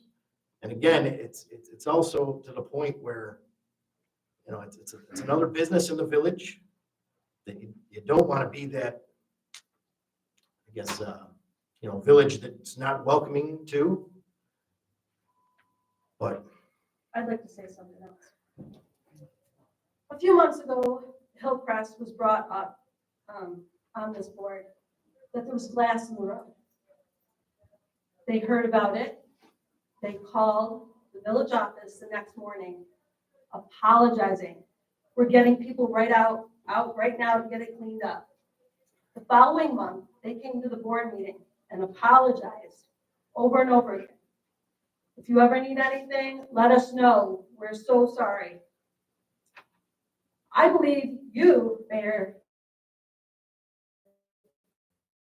Montford, showed the Joneses my video from July 3rd, 2024. If I ever to somebody's property, you would call them, you would apologize. wait, I told you I was going down there. What? I told you I was going down there. Not apologize. Oh, okay, I was like, whoa. I'm saying the company I just who said did that. that, the company who did that to our property that day and all our neighbors' property, I would have run around with thank you notes. I would have knocked the doors, apologizing. This is what we're gonna do to change things. Crickets. So I give kudos to Hillcrest for apologizing and making things right, but never an apology for what they did July 3rd. Oh, When it's I that had- they're evicting village residents. I will say, when we originally said something about the mulch in our pool, their response was to get a net and cover our pool with net. Like I said, as long as they're making money, they don't care about us. Right. Absolutely. What? This year, when you need the pool cleaner, you're going to set it. But it's frustrating. It's like to wipe, we can't have it outdoors. We have to wipe down. How many Clorox wipes do I go through still? You wipe, I have an above ground pool, so, you know, it's not, but you wipe off the sides and like the sun's out and you're like, oh my God, finally some sun, I'm not at work. And you're like, oh, go in the house, get the Clorox wipe it all down. By the time you like can finally get situated, it's all dusty again. I should have bought stock. You're breathing all that in. I will admit, I was excited about the screening and the water because I thought this would just be a temporary fix until and I know that they had said they've outgrown the area. Then operate within your means until you can find another space. Why pollute the area? If you've outgrown it, just move. Nobody wants the business to just shut No, down. no, Just no. get out of the neighborhood. It's almost like you have to sue them to get them to do what they want to do, and you don't want that. And not putting them out of business. Stay within your confines. Right. Stay within your limits while you actively find another place to safely operate. But just allowing everybody to be exposed to all of this because they have the right to grow. You know, we've discussed the countless people that have moved out of the area that have cancer either. They're not here today. They can't speak and we can't speak for them. Although there are comments. There are comments up live on Facebook right now, so feel free to go back and actually look and do the research. But there's plenty of people in the area that have had cancer or severe chronic illnesses that magically disappeared a month after they moved. So I can't tell you how much I look forward to that. I'll let you know next meeting. Let us know next meeting what? And I already told you that. We're leaving. So next meeting, when we're not in the area being exposed to all the pollutants. Oh, we'll be able to come okay. back I just and didn't share. understand you. That's all. It's as much as you guys say. I'm not an enemy here, but You care more about the facility than you do No, your entire no, community. no, no. From what True. you're saying, it sure sounds like it. You're justifying the tonnage on the roads. I'm not justifying. I'm just saying. I mean, here's a police officer right here, a chief of our police. He would tell you the same exact thing because we've already discussed this with this last month. I'm not discussing. I'm just being a realist. Again, Well, what about what John Perry had to say about there's probably something to do with the snowplow because you're actually making the road safe? I will look into that. Yeah. It's the first I've heard of that. Yeah, And me also too. they're seasonal. They don't go up and down the roads 24 hours a day, 7 days a week, 365 days a year. If you're not supposed to be on the road with that weight tonnage, doesn't matter how often you use it, you're just not supposed to be doing that. That's what Nate's saying, and that's right. But the chief said, he already explained that they're local delivery, so there's nothing, he can't enforce it. And, I mean, if we are to enforce it, then we'd have to enforce it on every business in the village. How is it a local delivery? They're Yeah, delivering we product. found- How do you locally deliver something to your own business? You can find it and let me know. Like, I could understand another company was bringing something and delivering it, but it's their own stuff they're hauling back and forth. That's not delivery. And it doesn't state in the code or in the vehicle and traffic law, if you're the owner or operator, pickup or delivery. The leaves are wide open. How old is that? Clarify. Huh? You said it's old? Oh, our entire code is old. And we Well, that's New York gradually State. try to update it as we go along. That's But New York it State needs vehicle and serious traffic updating. law. What's that? And that's under the New York State vehicle And and that's traffic. under New York State vehicle traffic law as well. And I know you guys complained about the jake brakes and backup alarms. They have to have them. The jake brake law changed several years ago. Usually, if you're within a small village community, you can't use your jake brakes. Nobody changed it. You have to use it at all times. I heard you can't even put a sign out there. I remember we were talking about that on 238 coming from Darien into the village. They wanted a sign put up, but if you put a sign up, that makes the village liable. Yeah, that has to. So my husband, his parents bought a house where we are. And I'm gonna say maybe in the 40s, middle 40s. And there was 10 people in the house, 9 of them had passed away with cancer. Right. That's very odd.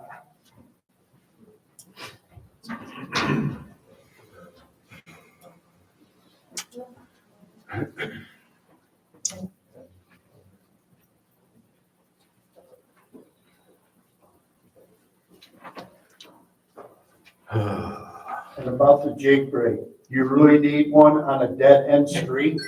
Right, right. Seriously. I agree with you, but they changed the law. There's nothing my department can do about it. That's just bullshit. Excuse my language, but that's.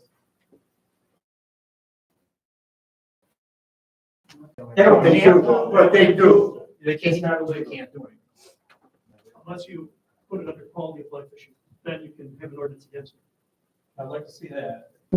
Could you pass along that information to us in email or Robert, John? Yeah. Thank you. They do not respect the people on those streets. None at all. Dude. That's why we get free mulch though. Yeah, when the wind blows.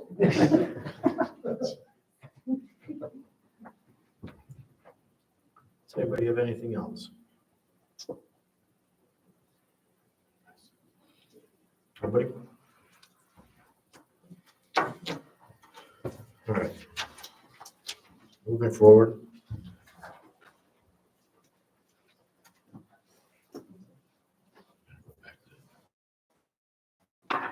Steve Winkler.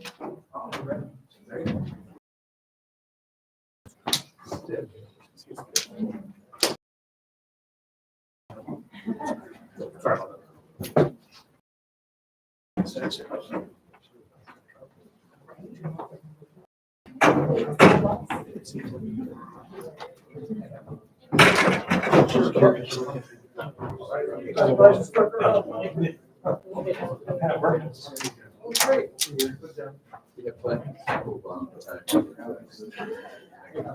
I figured out what.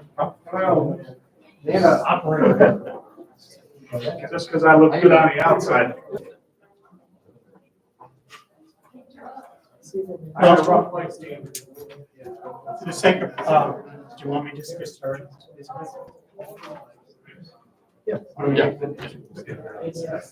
I'll move ahead here. So my name is Steve Wakely. I'm a geologist. This issue that I'm actually glad I went second because it is, water, it just emphasizes how important water is in terms of quantity, concerns about quantity, and the residents are concerned about quality. So basically, what I'm here tonight is. Yo, grab the mic, right here. Or tell. Grab the mic and take it over there. So we can shut the doors. Is it? Oh, okay. Can you hear me? No. Is it on? Yeah, it's on. I can hear it. Speak right in. You can turn the volume up. Here you go. I can talk loud. How's that? Can you hear me? Great. Okay.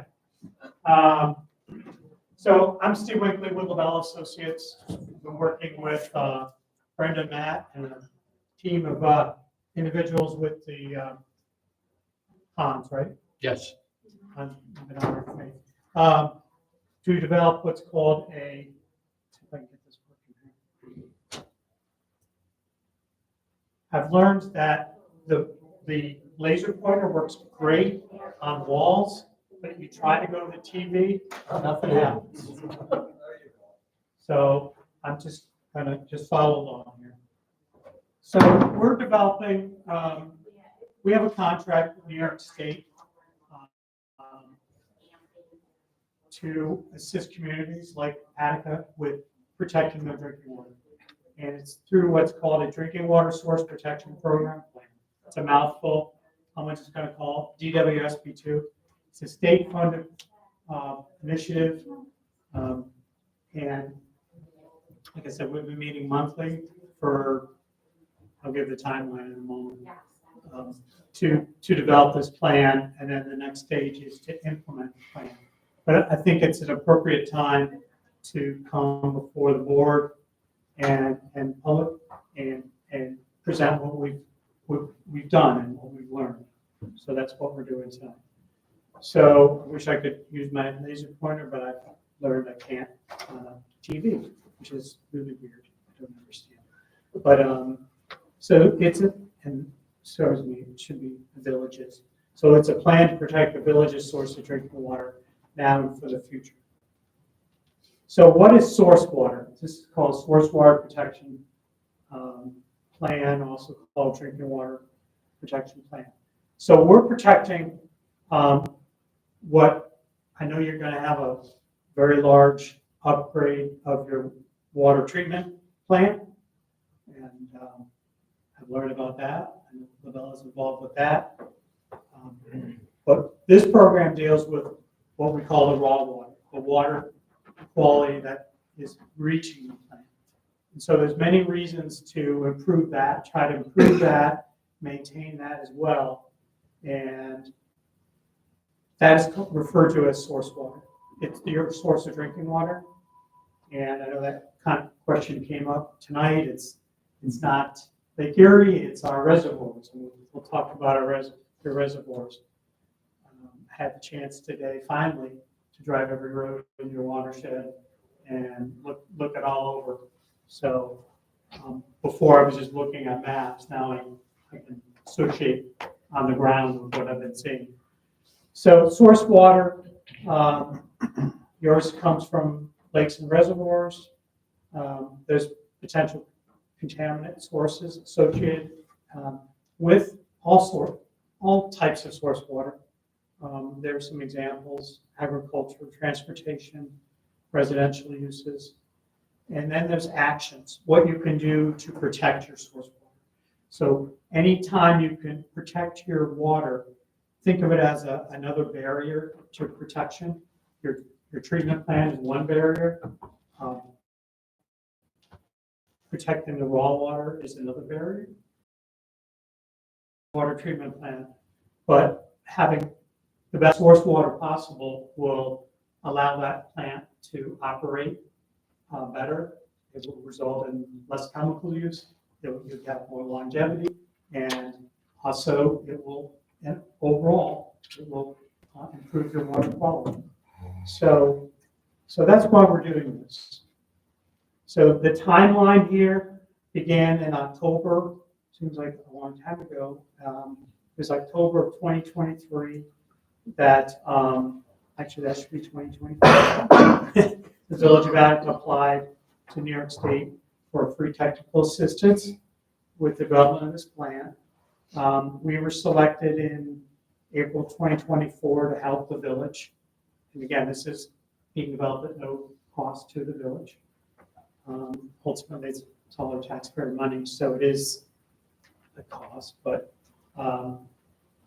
and then we started in June to meet monthly. We pretty much kept that schedule monthly. And by December, January, we developed some protection strategies. I was gonna come, was it January or February? One or the other. And I chickened out because it was, you know, you guys are used to it, lake effect and everything. I just chickened out because I'm in all me. 5-6 hours in the snow. So here I am, in beginning of spring. So the parts of the plan here, I'm going to breeze through it. The first is forming what we call a stakeholder group. I'll talk about that. Formulating goals and vision. So this is a rather impressive group of individuals that we've been meeting. We've got representatives from the village. First 5, we got 2 board members. We got Brenda. We have Matt is our leader, and Doug, wastewater operator as well. We've got 2 representatives from Wyoming County Health Department. We've got representation from Wyoming County Soil and Water Conservation District, Rebecca Campbell. We have representation from the County Planning Department. And we've invited representatives from the 2 towns that your watershed resides in. I'd like to say we've had great participation from them, but we have, maybe it's the time, our meetings are during the day. I know that's a problem with one of the representatives there. We have shared all our work product with them, and I'm going to also implore them before we submit our plan to the state, that they can take a look at it. And then Village of Alexander, just on your water system, has also been invited. So that's our stakeholder group. I think it's pretty representative, and we've had some excellent expertise from that. Now, our role as technical assistance provider is to guide the plan, suggest things, help write the plan, and then work on getting it submitted to the state. So the DWSP2, Drinking Water Source Protection Program, basically is to complement and support water quality protection within, it's about a 5,600 acre watershed. Here's, I wish I could point, but imagine where you are. I'm going to go over here just to give you a frame of reference. This is 238. Here's Nesbitt Road. Here's Reservoir 3, Reservoir 2. Your water treatment plant is here. So the town boundaries here. This is town of Attica. This is town of Lunchwood. Villages up here. So the question tonight was, how's it going to affect our drinking water? Obviously, the village is upstream of nothing that happens. I hate to say it, but nothing that happens in the village is affecting your drinking water. It may affect Batavia's or someone else's. But That's theirs, our town. okay. Yeah, now or eventually they will. It's a mix. It's a mix. Yeah. It's a mix. So basically, if you didn't know, and Matt could talk to you at length about it, you have your raw water intake is in Reservoir 2. That's this one. I'll just give you an idea. It's from Reservoir 2 on the northerly side of Reservoir 2. And then Reservoir 3, Matt, you want to explain, Reservoir 3 is kind of is it like storage? It's a holding pond. It's a holding pond, basically. It provides you with, drought storage and allows you to basically catch that runoff in your watershed and then slowly release it through Crow Creek to Reservoir 2. So it's what we call open channel flow from reservoir 3 to reservoir 2. Yeah. So we came up with a number of goals, and I'm reading all these to you. But our really number one goal priority has been assessing the impact of agricultural runoff. The reservoirs have been classified as impaired, at least one of them. And their impaired water quality is due to presence of basically agricultural runoff. So that was the top two goals. And we have some other goals that have in mind, other things that protect from intentional or unintentional acts, vandalism, that type of thing. But for the source water reservoir better, if that's necessary. 5 is a biggie, promote community awareness. Because you might have a little more bias, a little more skin in the game, so to speak. But promote the awareness that folks there are living on a watershed, drinking watershed. And then 6 is basically future land uses. I won't go there tonight after tonight's discussion, but there are certain land uses you would and would not want in a drinking watershed. So anyway, the next step is basically assessing your water system and your source water system. Here's some numbers. You're probably aware of these numbers. The village's water system is fairly significant in terms of more than its size. It supplies with the 2 correctional facilities with the village of Alexander, population of roughly 7,000. And raw water, again, I've talked about it, is withdrawn from Reservoir 2. So we're dealing with what we call the Crow Creek watershed. And once the water is taken from Reservoir 2, it's treated. Matt, I'm sure you're cringing at that last thing. There's a lot of steps involved with the treatment. That's not my expertise. Mine is in watershed protection. So, but to deal with some of the issues with your raw water, your source water, you're upgrading your source water, your water treatment. That'll help with the water quality that's coming into the plant.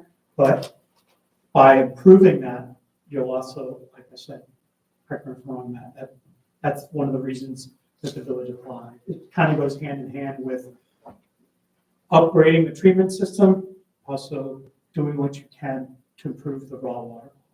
So that's what we're doing in this plan. Here's a map. We did quite a bit of mapping as part of this plan. Here, this map is very colorful.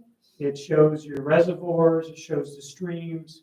Let me just show you the word everybody. There's a what we call, this is the entire watershed. We divided the watershed up into what we call critical source area. That's these areas here. That's this color. And then everything else is what we call the extended source area. So critical source area is a buffer around the reservoirs and 300 feet buffer from the streams that eventually will flow into Reservoir 2. So,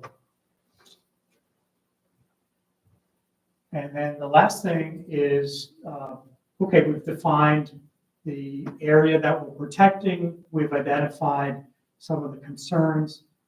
What are we going to do in terms of protection strategies? So the highest priority, we grouped this, and again, we had the health department on board, soil and water on board, planning. So they agreed with we ranked what we found in the watershed pretty much, and in terms of high priority, moderate, and low priority. By far the highest priority is runoff from ag fields.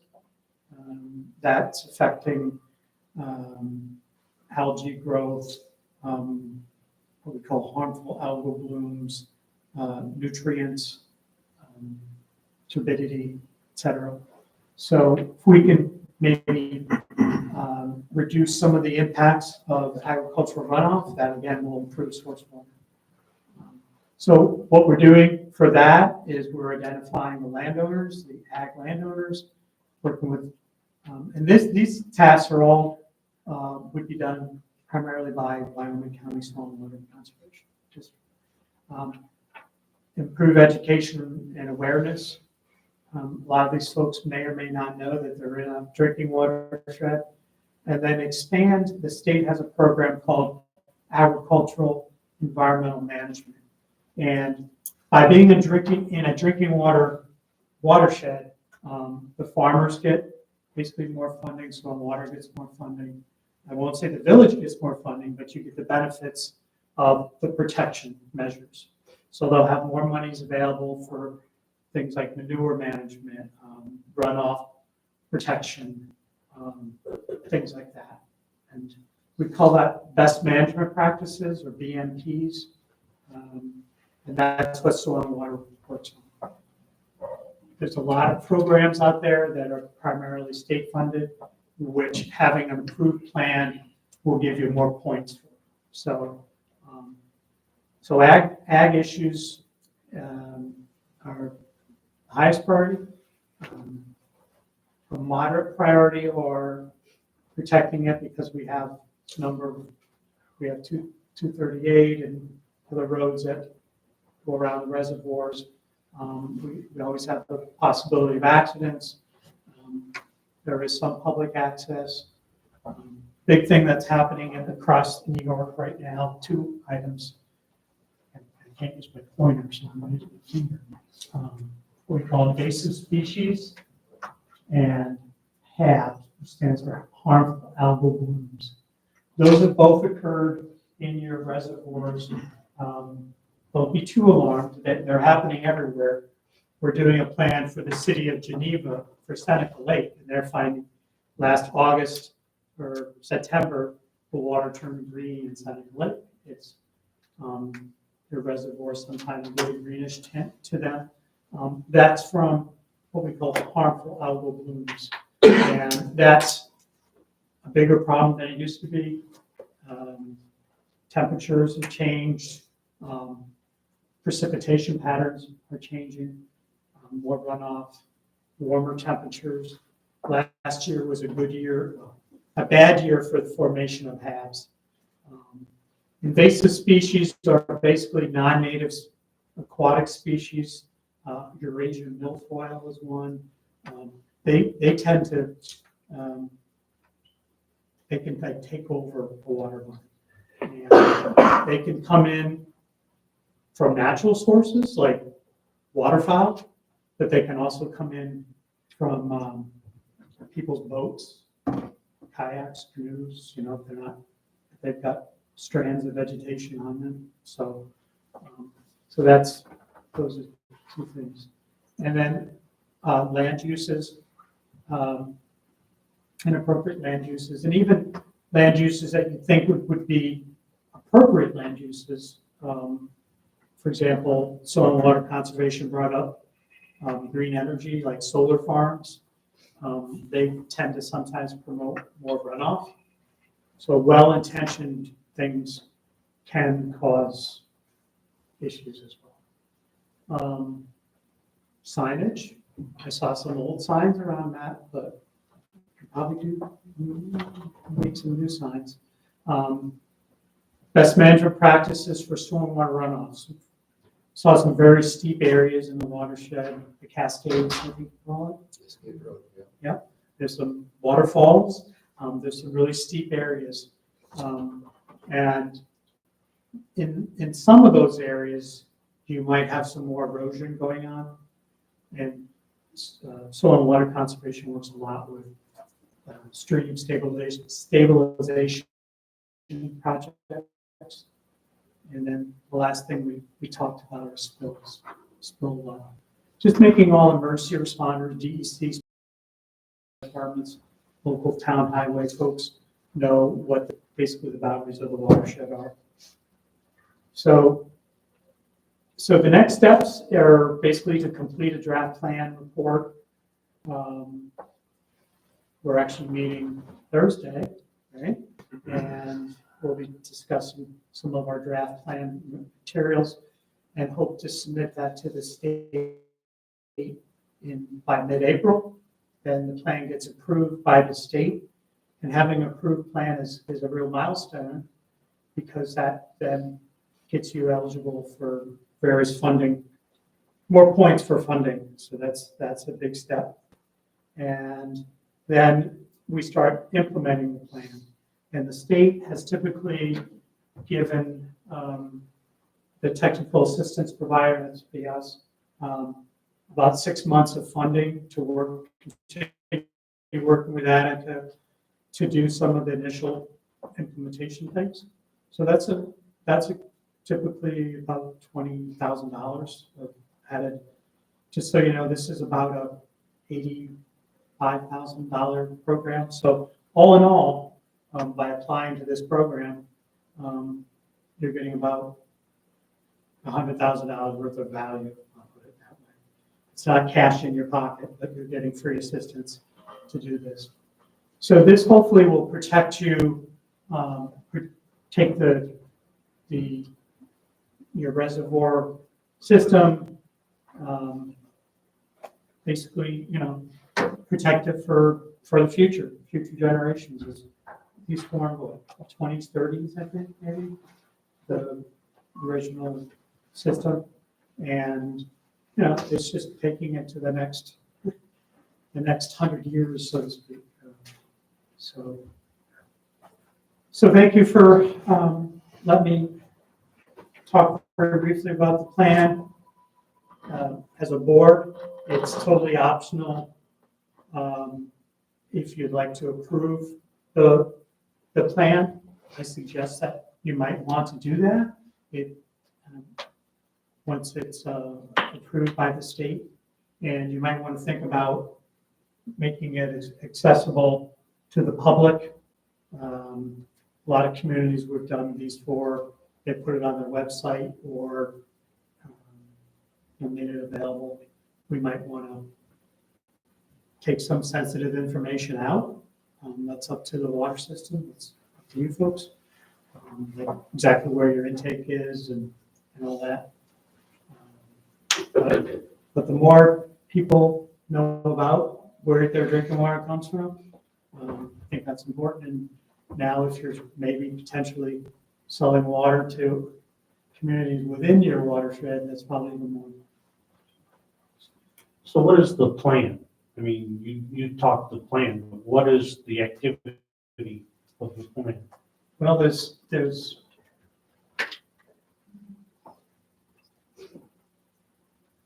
so I kind of glossed over it, but all these little bullet items are the portion of the plan. We're all doing all these things. Those are nice titles, but what is the actual activity? Okay, well, let's take one. I'm not an ag expert, but Rebecca Campbell with the district. So they will be doing farm management plans with these farmers. Which surround the water. Right. Yeah. I mean, that's So they don't over fertilize or Right. so they tie it properly. right. So they would develop what we call whole farm plans that would address timing of nutrients, manure, how much, when, where they store it, what we call BMPs, best management practices. If there's certain areas that they need to avoid or stay away from, that can be worked into a BMP. So that's an example on the ag side. Stormwater runoff, reduce the impacts of stormwater runoff. There are ways, for example, there's ditching. There's ways of maintaining, working with highway departments, et cetera, seeding, ditching, making sure it's, you're trying to reduce erosion as much as possible. Culvert replacement, I know they've done some of that in the watershed. So these are all examples um, if there's, say there's a property that comes up for sale and it's in an area that would benefit the village from protecting their reservoirs or streams. Maybe that's something that we would look into as part of the plan. So it's quite a diverse set of things. And if, when the report comes out, you'll see there's quite a bit of detail on who's doing what, when, and how much. And trust me, that I've given you a glossed over version of it tonight. Oh, I'm sure. I didn't want to, I'm sure. especially, it's late, so. But I felt it was important to at least update the board and public on what we're doing.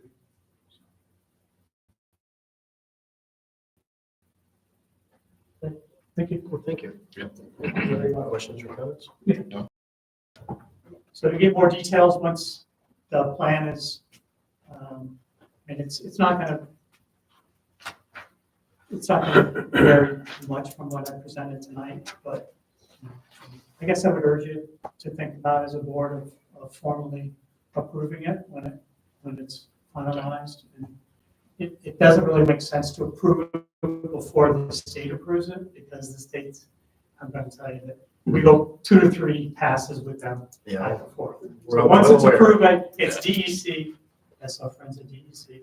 DEC and Department of Health are 2 agencies, the state. That will move it. So,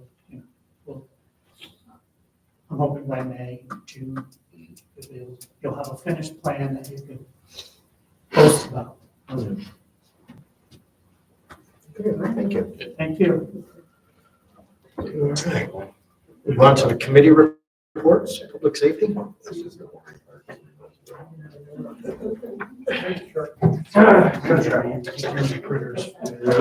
Have a good night.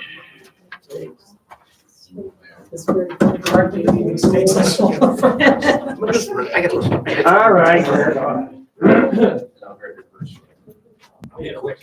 Yeah. It's my shirt, look at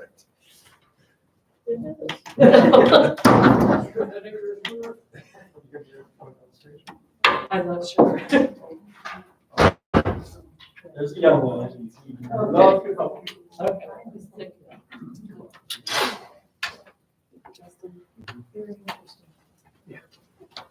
Engage your volunteerism here.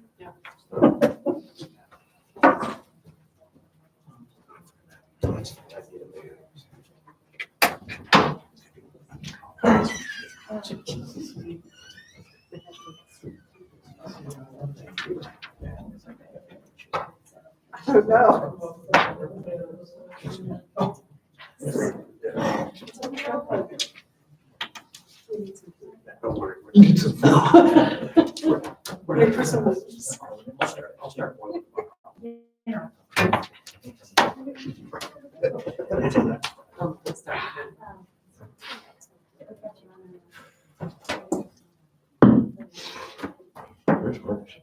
Yours doesn't? No, he's too bad.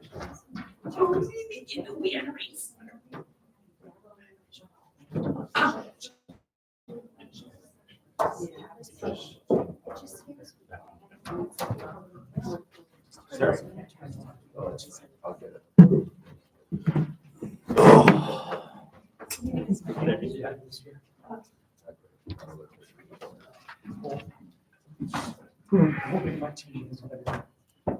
Good evening. Since the last time we met, we've answered 305 complaints, 2 motor vehicle accidents, a couple domestics, issued 28 traffic tickets, 13 aid with fire department and/or EMS. I'm going over. We're starting to keep track of all vehicle stops. So on top of the 28 traffic tickets, they're entering, we've had 56 little traffic stops plus the 28 traffic tickets. Trying to figure out what's wrong with 27. It's a PTU unit. It's in the driver's side or passenger side front tire or wheel assembly. contacted Dorleans Ford, and thank God it's covered under warranty. It's under the drivetrain. So we've got the module for car 25 to fix the lights and the siren in it. That should be done tonight. So as soon as that's up and running, and we got 2 cars, I'll make the appointment with Orleans Ford. Thank you. We had a significant MVA on North Street, 16-year-old junior operator come around from Water Street on the north, snapped the fire hydrant off and crashed into a parked car. We had a bank alarm at 5 Star Bank. It was a false alarm. We have a 86-year-old dementia patient has been numerously reporting false incidents, mainly at night, about 2 or 3 in the morning.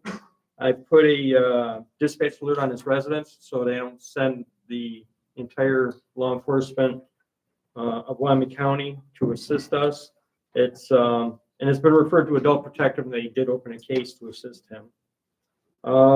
With the docks incident, we immediately placed the department on emergency call-in procedures. Had great communication with the superintendents, the National Guard, also with the personnel, and we had no significant incidents. And I want to thank the mayor. He organized a lot of the communications, and we had nightly phone calls and briefings. And it was fantastic because it allowed us to get the right information out there and to disparage any misinformation. We've closed out a child endangerment case with 4 charges, 2 defendants, and complete stay order of protection for the juvenile who is protected. We currently have 2 cases of juvenile harassment incidents. Usually it's coming from school, walking home. We're dealing with that with the juveniles and the parents.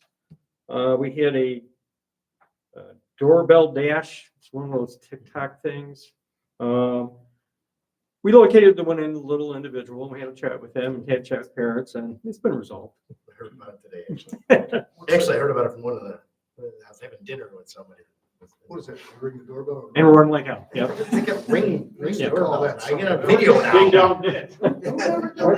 Ding dong ditch. Ding But now dong you're on ditch. video. Yeah. Oh, we never did. I never did. Yeah. We had a burglary in a stolen vehicle on Stevens Drive. Stevens Drive seems to be the hot spot this month. We recovered the vehicle, identified the suspect. He's been placed under arrest, and he is currently sitting and being held with no bail. We're still working on that, building additional information. We've joined as a police department. It's called the New York State 1033 program. What that is it allows us access to military surplus equipment, pickup trucks, SUVs, handguns, rifles, copiers, typewriters, you name it. If the military's got it, we can gain access to it. And if they're not designated as, I'm trying to think of the name, like the weapons and the other hardcore military stuff, once we're done with it, we have to give it back to the military. All the other stuff, we have to maintain it for 1 year and then we can sell it. Leroy PD works with it and they're very successful with it. We had a community policing with the Boy Scouts. They were seeking a merit badge. Myself and Officer Walker were interviewed, and they were looking for juvenile incidents of juvenile crime, what we see as the majority of the problem, and how they could benefit getting, and that's their project, is to try and basically be a big brother to juveniles that are in trouble, and they're looking to draw up a program and implement it, which I thought was pretty cool. We had 2 deaths, Mr. Christopher Redmond, who was pretty much a lifelong resident, and Roberto Mitten. And I'd like to go into executive session to discuss an issue when we're done. That's all I got. Anybody have any questions for the chief? No. All right, thank you. Yep. You're up.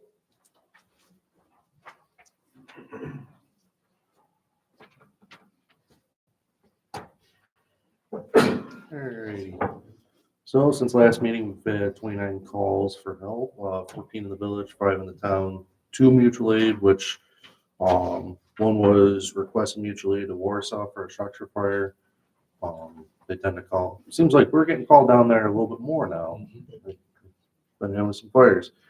We also sent the ambulance out to Bennington for an MVA. During the time of the strike, it seemed like it was a little bit quiet, and hate to use that word, but there was only one call that I've heard up there for. Yeah.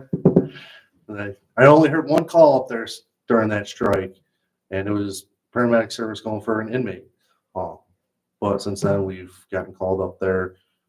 We've been to Attica 3 times for employees, Wyoming 5 times, 4 of them employees, 1 of them was an inmate. I think it's probably going to get about that time that Genesee County is going to get busy, and then with Wyoming County's, nightly issue, we're probably going to end up picking some slack on the inmates. The New York State burn ban is in effect from March 16th. It's already started up until May 4th. So during that time, obviously, there's village ordinances on open burns in the village, but if people gotta just be careful of leaving fires unattended if they have something. I mean, when I was a kid, I used to do a bonfire at this time anyways. Got nice out, but if you tend to do a little bit of a burn, just kind of be out there watching it, have a bucket of water or something with you just to put it out in case.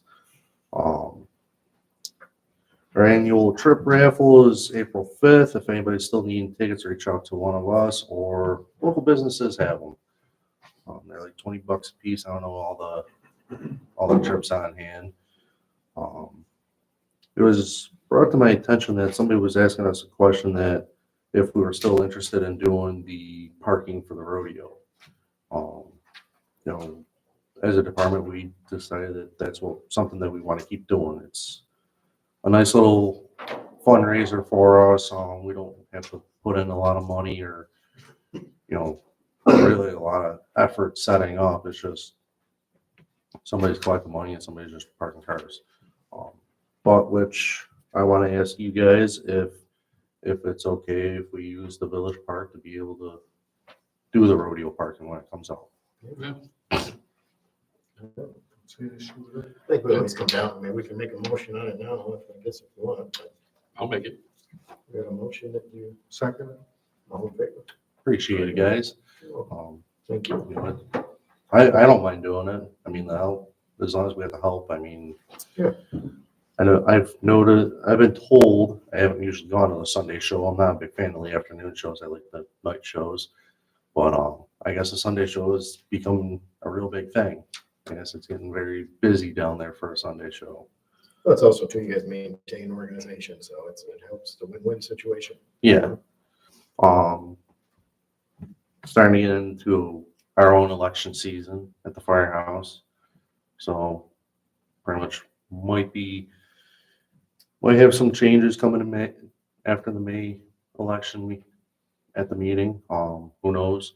I still plan on running, and I think some other people are still planning on running the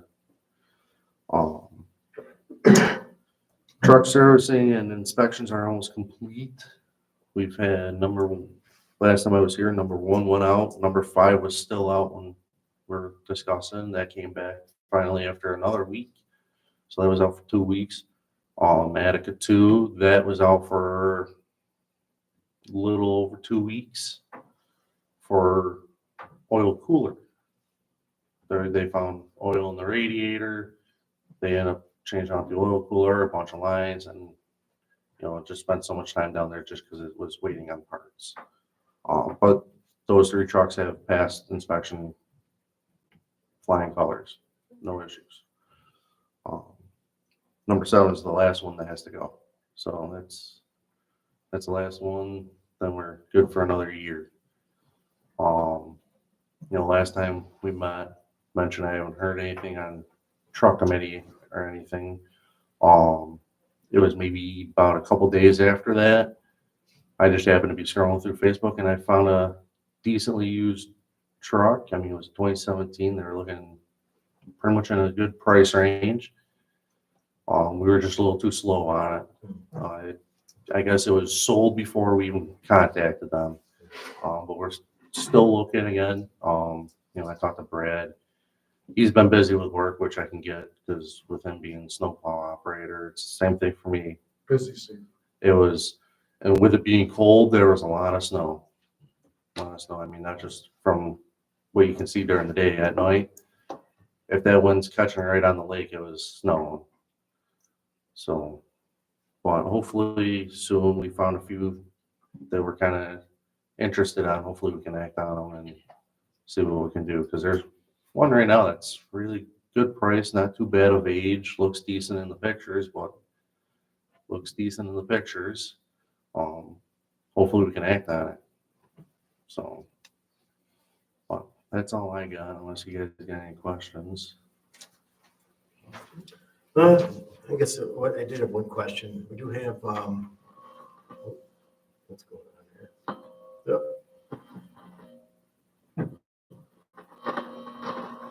Is that me? I don't know if that's me. Okay. So we do have, we're gonna have, the Easter egg hunt is gonna be the 19th. What? That speaker. Should probably just shut. I can talk loud enough. There we go. It's yours. That was yours? Was it mine? Yeah. Yeah. So we're gonna have the Easter egg hunt the 19th. I know last year you took a truck down there. don't know if you'd be I think interested Jay in doing that did. down there. I think Jay did. And then also we have the We Got Your Six ride. I was able to get it here in the village. Right, good timing with the state of what just happened.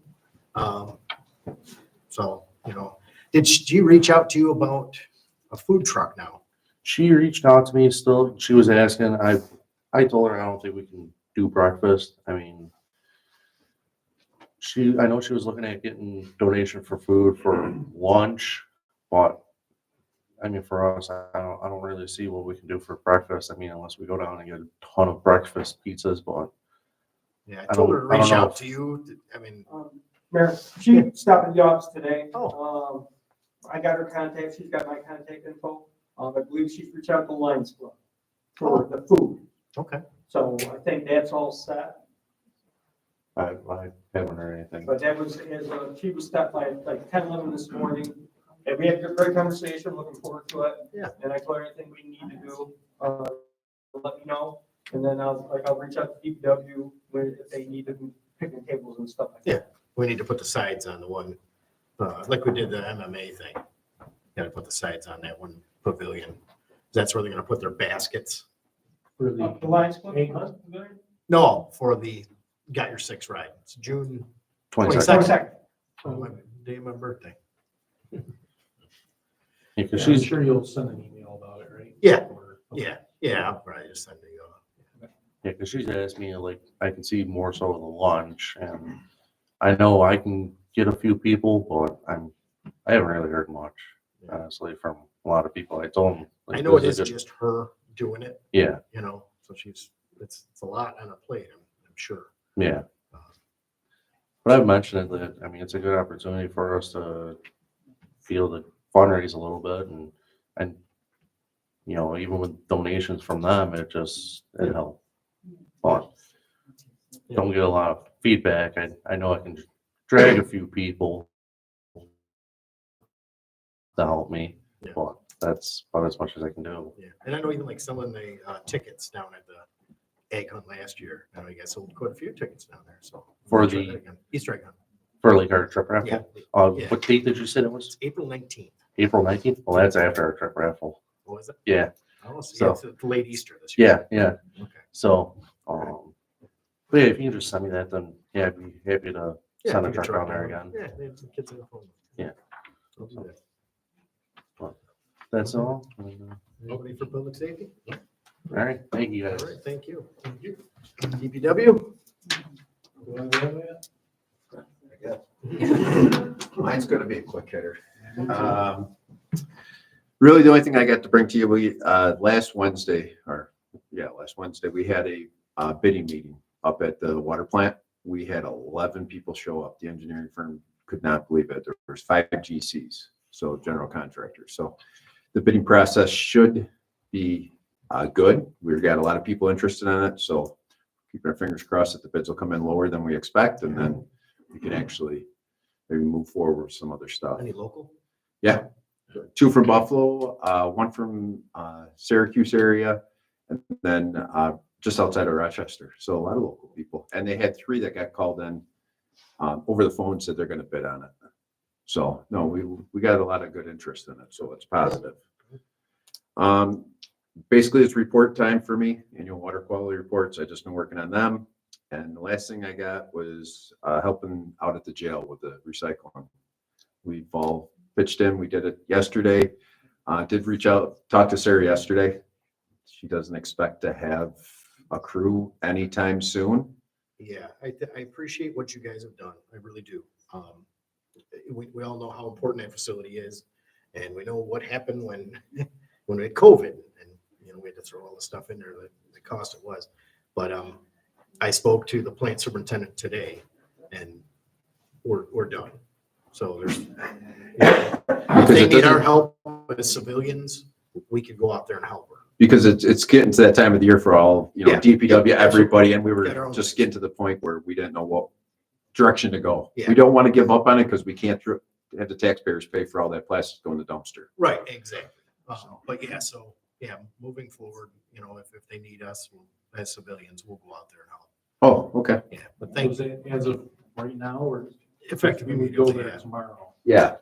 No, it's effective immediately. Immediately? Yeah, no- Okay. No need to go there tomorrow.